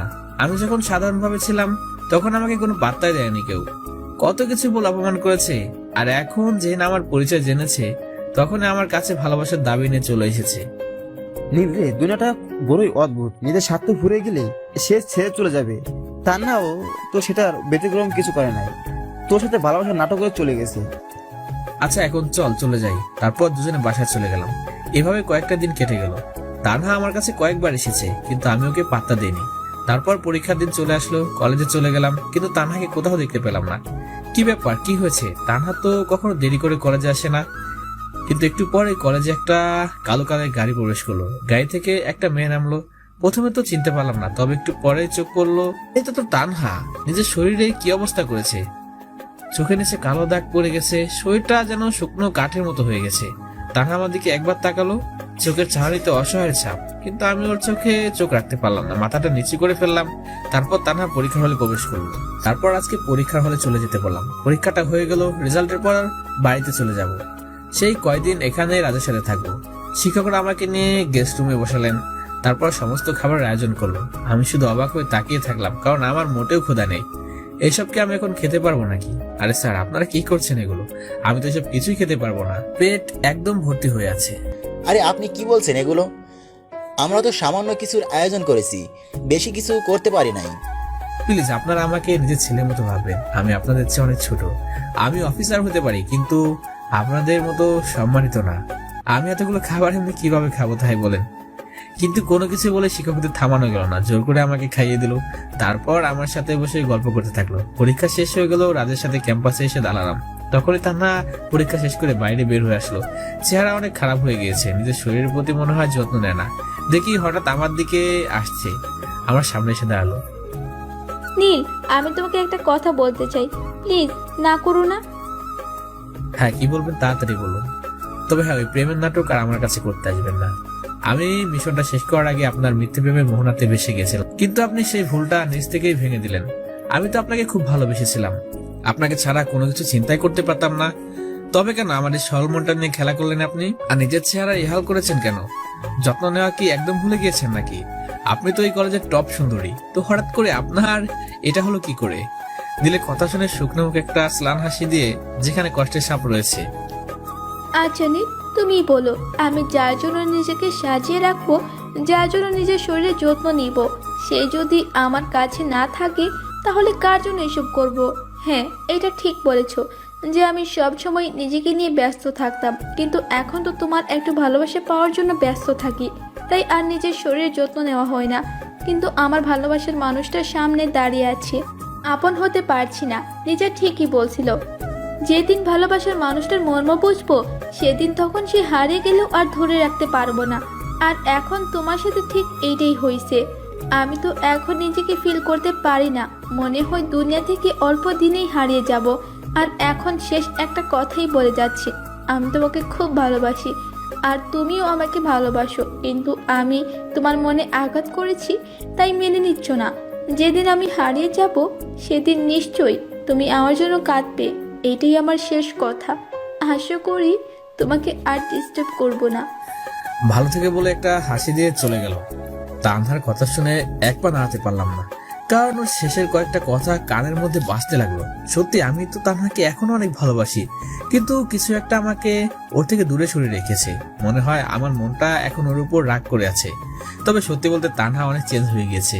যাক, সেটা পরে দেখা যাবে, এখন বাসায় গিয়ে বিশ্রাম করা যাক। রাতকে বাসায় পাঠিয়ে দিয়ে নিজে বাসায় চলে গেলাম। এভাবে কয়েকটা দিন কেটে গেল। পরীক্ষা শেষ হয়ে গিয়েছে, এরই মধ্যে কলেজে নতুন প্রিন্সিপাল নিয়োগ হয়েছে। আর অল্প কয়েকদিনের মধ্যে রেজাল্ট বের হবে। ওকে বিশেষ অতিথি হিসেবে ইনভাইট করা হয়েছে। পরিবার সাথেও অনেকদিন হলো দেখা হয় না, তাই ওদেরকেও বলছি এখানে চলে আসতে। সব মিলে মনটা অনেক ভালোই লাগছে। বিকালবেলা রাজকে ফোন দিয়ে একটা পার্কে আসতে বললাম। তারপর নিজে তৈরি হয়ে চলে গেলাম পার্কে। গিয়ে দেখি রাজও বসে আছে। রাজকে দেখে তো নিজেই ফিদা হয়ে গেলাম। আজকে ওকে সুন্দর লাগছে। কি রাজ, আজকে তো তোকে হিরোর মতো লাগছে। এই হয়েছে, আর পাম দিতে হবে না। তুই কি কম সুন্দর নাকি? চল এখন কি এক জায়গায় বসি। আচ্ছা, আমার কিন্তু তান্নাকে দেখে অনেক খারাপ লাগছে। তান্না কিন্তু সত্যি অনেক পরিবর্তন হয়ে গেছে, সত্যি তোকে ভালোবাসে ফেলেছে। আর ওর শরীরের অবস্থা দেখেছিস? তা তানহাকে এখন আমি অনেক ভালোবাসি, তবে কি জন্য যেন ওকে আপন করে নিতে পারছি না আমি। ওকে দেখে তো আমার অনেক খারাপ লাগছে, তবে ভাবছি আপন করে নেব। বলছিস তো যে ওকে আপন করে নিবি, তবে দেখি যেন দেরি না হয়ে যায়।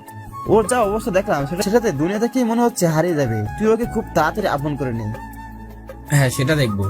জানিস, আমার পরিবারকে এখানে নিয়ে আসছি। তোদের রেজাল্টের দিন তো পুরো পরিবার সহ আমি উপস্থিত থাকবো, খুব মজা করবো দুজন মিলে। আর তানহার বাবাকেও তো ইনভাইট করা হয়েছে। তাদের সাথে দেখা করে অনেক সময় গল্প করলাম, খুব সুন্দর ছিল মুহূর্তটা। সন্ধ্যার দিকে বাসায় চলে আসলাম। এভাবে কেটে গেল আরো 2 দিন। কলেজে রেজাল্ট দিবে, নতুন একটা হোটেলে উঠেছি আজ রাতের জন্য। রাতে বিছানায় বসে ফেসবুকিং করছিলাম, হঠাৎ দরজায় কলিং বেল বেজে উঠলো। দরজা খুলে দেখি আব্বু আম্মু আর আমার বোন যারা চলে এসেছে। আমাকে দেখেই তো পাগলিটা জড়িয়ে ধরলো। কেমন আছিস তুই ভাইয়া? আরে কি উঠে, আমি খুব ভালো আছি। তো তুই কেমন আছিস? ভাইয়া রে, এখন খুব ভালো থাকবো, কারণ আমি তোকে পেয়ে গেছি। তোকে আজ খুব করে জ্বালাবো। আর একবার শুধু বাসায় যা, তোরে বিয়ে কেমন করে দিতে হয় সেটা খুব ভালো করে জানি আমি। দেখ তো, বাবা মাকে বাইরে দাঁড় করিয়ে দিয়ে রাখছি আমরা। বাবা মা, তোমরা ভিতরে আসো। আমার বোনটাকে পেয়ে তোমাদের কথা ভুলে গিয়েছিলাম, তারপর সবাইকে ভিতরে নিয়ে আসলাম। আরে ভাইয়া, হোটেলটা তো আমার খুব পছন্দ হয়েছে, এটা কিনে ফেল, তাহলে আর আমার থাকার জন্য কষ্ট করতে হবে না। আরে পাগলি, আমাদের বাড়িটা তো খুব সুন্দর করে করেছি। তাছাড়া প্রত্যেকটা রুম তোর মনের মতো করে সাজিয়েছি। তারপর যদি বলিস তাহলে আরো ভালো করে সাজিয়ে দিব। না রে ভাইয়া, আমার এত কিছু লাগবে না। যা দিয়েছিস সেটাই আমার জন্য অনেক কিছু। আমার আর কিছুরই প্রয়োজন নেই। এখন চল তো সবাই মিলে গল্প করি। তারপর সবাইকে নিয়ে গল্প করতে থাকলাম। আমাকে অনেকদিন পর কাছে পেয়ে গল্প যেন থামছে না। অনেক সময় পর্যন্ত গল্প করে রাতের খাবার খেয়ে নিলাম। তারপর সবাই ঘুমিয়ে গেলাম। সকালবেলায় সবাইকে নিয়ে কলেজের উদ্দেশ্যে বের হলাম। রাজকে ফোন করে দিলাম যেন তাড়াতাড়ি চলে আসে। তারপর কলেজে পৌঁছে দেখি অনেক বড় আয়োজন করেছে। 2টা চেয়ার দেখলাম বিশেষ করে সাজিয়ে রেখেছে, নিশ্চয়ই আমার আর তানহার বাবার জন্য। কলেজে এতক্ষণ প্রায় সবাই চলে এসেছে। শিক্ষকরা আমাকে দেখে স্টেজে নিয়ে গেলেন আর আমার পরিবারকে সামনের চেয়ারে বসানো হলো। একটু পরে কলেজে গেট দিয়ে কয়েকটা গাড়ি প্রবেশ করলো। গাড়ি থেকে তানহার বাবা বেরিয়ে আসলো, সাথে তানহাও আছে। শিক্ষকরা গিয়ে তানহার বাবাকে স্টেজে নিয়ে আসলো। তানহা গিয়ে স্টুডেন্টের চেয়ারে বসলো। তারপর প্রিন্সিপাল মাউথ হাতে নিল। আজ আমাদের কলেজে একটা অনুষ্ঠানের আয়োজন করা হয়েছে, সেখানে সমস্ত স্টুডেন্টদের মেধা যাচাই করা হবে। ইতিমধ্যে আমাদের কলেজে একটা দুর্ঘটনা ঘটে গিয়েছে, যে কারণে আমরা সব শিক্ষকগণ লজ্জিত। আমার আগের প্রিন্সিপাল সাহেব ড্রাগ স্মাগলিং এর সাথে জড়িত ছিলেন, এটা কেউ কোনো শিক্ষকের কাছ থেকে আশা করে না। তবে আজকে এখানে 2 জন সম্মানিত ব্যক্তি বসে আছেন। একজন দেশের সবচেয়ে বড় বিজনেসম্যান আনোয়ার সাহেব, আর অপরজন হলেন underground commando head of the department Neel Chowdhury. Neel তো একজন দেশের সেবক, আমরা তাকে অন্তর দিয়ে সম্মান করি, কারণ সে একজন বড় অপরাধী। ড্রাগনকেও অ্যারেস্ট করেছে। আমি আর কথা বাড়াবো না, আমি ছাড়াও অনেকে কথা বলবে। এই বলে মাউথটা রেখে দেয়। আমাকে বক্তব্য দেওয়ার জন্য বলা হয়। তারপর কিছু কথা বললাম, সবাইকে উদ্দেশ্য করে কথা বলা শেষ করে বসলাম। তখন আনোয়ার সাহেব নিজের হাতটা আমার দিকে বাড়িয়ে দিলেন। হ্যান্ডশেক করে নিলাম। আনোয়ার সাহেব সবকিছুতে আমাকে সাহায্য করতে চেয়েছিলেন, কিন্তু আমার সাহায্য নেওয়ার প্রয়োজন হয় নাই। তারপর আনোয়ার সাহেবের সাথে কিছুক্ষণ আলাপ করলাম। কয়েকজন মিলে বক্তব্য দিলেন। সবশেষ তানহার বাবা বক্তব্য দিলেন, কারণ তিনি প্রধান অতিথি। অনেক বড় গুরুত্বপূর্ণ কথা বললেন। তারপর আবার প্রিন্সিপাল সাহেব মাউথটা হাতে নিলেন। ডিয়ার স্টুডেন্টস, তোমরা সবাই মনকে প্রস্তুত করো, কারণ এখন তোমাদের রেজাল্ট দেয়া হবে, আর প্রথম থেকে 3য় স্থান অধিকারীদেরকে পুরস্কার দেয়া হবে। তারপর প্রিন্সিপাল সাহেব নাম ঘোষণা করতে লাগলেন। প্রথম হয়েছে আমার বন্ধু রাজ। আমি তো অনেক খুশি হলাম, আর এই পুরস্কারটা আমার হাত থেকে নিল রাজ। এভাবে সবার নাম ঘোষণা করলো, কিন্তু সবাই অবাক হয়ে গেল যখন তানহার নাম সবার শেষে পাওয়া গেল, যেখানে তানহা সবসময় প্রথম হতো, আর সেখানে এখন সবার পিছনে। ইতিমধ্যে সবার মাঝে কানাঘোষা শুরু হয়ে গেছে। আমি মাউথ নিয়ে সবাইকে শান্ত করলাম। অনুষ্ঠানটা ভালোভাবে হয়ে গেল। আমাদের জন্য বিশেষ খাবারের ব্যবস্থা করেছে শিক্ষকরা, তাই খেতে চলে গেলাম। খাওয়ার সময় তানহা আমার দিকে বারবার কোন দৃষ্টিতে তাকাচ্ছিল, কিন্তু ওর চোখে চোখ রাখতে আমি পারছিলাম না। কিরে ভাইয়া, মেয়েটা তোর দিকে এভাবে তাকাচ্ছে কেন? দেখ তো, মনে হচ্ছে মেয়েটা কাঁদছে। তোর সাথে কি কিছু হয়েছে নাকি? যার কাছে কিছুতেই বলতে চাইছিলাম না, কিন্তু জোর করে সবকিছু শুনে নিল। আমার ভাবিটা তো দেখতে মাশাআল্লাহ, কিন্তু আচরণটা এমন ছিল ভাবতে পারছি না। আরে আমার চেহারাও তো অনেক ভালো, তাই বলে কারো মন নিয়ে খেলতে হবে নাকি? যারাকে শান্ত করলাম। খাওয়া শেষ করে বাইরে বের হয়ে আসলাম। তানহা হঠাৎ করে এসে আমার পায়ে পড়ে গেল। নীল, আমি তোমাকে অনেক ভালোবাসি, প্লিজ আমাকে ফিরিয়ে দিও না। তুমি যদি আমাকে গ্রহণ না করো তাহলে আমি মারা যাব, কিন্তু আমি তোমাকে ছাড়া আর থাকতে পারছি না। বুকের ভেতরটা শূন্য হয়ে গেছে, তোমাকে নিয়ে সবসময় ভাবি, তোমাকে ভুলতে পারছি না। প্লিজ আমাকে ফিরিয়ে দিও না। এই তানহা, তোমার কি মাথা খারাপ হয়ে গেছে নাকি? আমার পা ছাড়ো বলছি। এটা কিন্তু এখন বেশি বাড়াবাড়ি হয়ে যাচ্ছে। না, আমি ছাড়বো না। তুমি ভালোবাসি না বললে আমি ছাড়বো না। ধুর, আমার অনেক রাগ হয়ে গেল। অন্তত পাটা ছাড়বে তো। বাইক ঝটকা মেরে ছেড়ে দিলাম। তোমাকে আমি ভালোবাসতে পারবো না, এখন এখান থেকে যেতে পারো। তানহা কাঁদতে কাঁদতে চলে গেল। আমিও রাজের সাথে দেখা করে আমার পরিবার নিয়ে বাসায় চলে আসলাম। কয়েকজন বন্ধু আমার আসার খবর পেয়ে বাড়িতে জড়ো হয়ে গেল। সারাদিন খুব আনন্দের মধ্যে দিয়ে কাটলো। ক্লান্ত হয়ে রাতের খাবার খেয়ে ঘুমিয়ে পড়লাম। সকালে ফোনের শব্দে ঘুম ভাঙলো। রাজ ফোন করেছে। হ্যাঁ রাজ, বল কি হয়েছে? দোস্ত, তানহা সুসাইড করার চেষ্টা করেছিল। তুই তাড়াতাড়ি সিটি হাসপাতালে চলে আয়। তানহার অবস্থা অনেক খারাপ, যে কোনো সময় কিছু একটা হয়ে যেতে পারে। রাজের কথা শুনে পায়ের নিচ থেকে মাটি সরে গেল। তারা তুমি এরকম কি জন্য করলে? আমিও যে তোমাকে প্রচন্ড পরিমাণে ভালোবাসি। তোমার উপর তো শুধু আমার অভিমান ছিল, আমার অভিমানটাও ভাঙতে পারলে না। তুমি এরকম কেন করলে? চোখের পানি মুছে শার্টটা গায়ে দিয়ে গাড়ি নিয়ে বেরিয়ে পড়লাম। চোখ দিয়ে অঝরে পানি পড়ছে। গাড়িটা ঝড়ের গতিতে চালাতে লাগলাম। একটু পরে হসপিটালে পৌঁছে গেলাম। দেখি তানহার বাবা মা কেবিনের বাইরে বসে আছে, আর রাজ লিজা একপাশে দাঁড়িয়ে আছে। তানহার বাবা আমাকে দেখে দৌড়ে আসলো। নীল বাবা, তানহা আমাকে তোমাদের ব্যাপারে সবকিছু বলেছে। দেখো না, আমার পাগলিটা তোমাকে পাবে না বলে কি পাগলামো করেছে। আমি জানি যে তোমাকে তানহা অত্যাচার করেছে, কিন্তু এটাও সত্য যে তানহা তোমাকে খুব ভালোবাসে।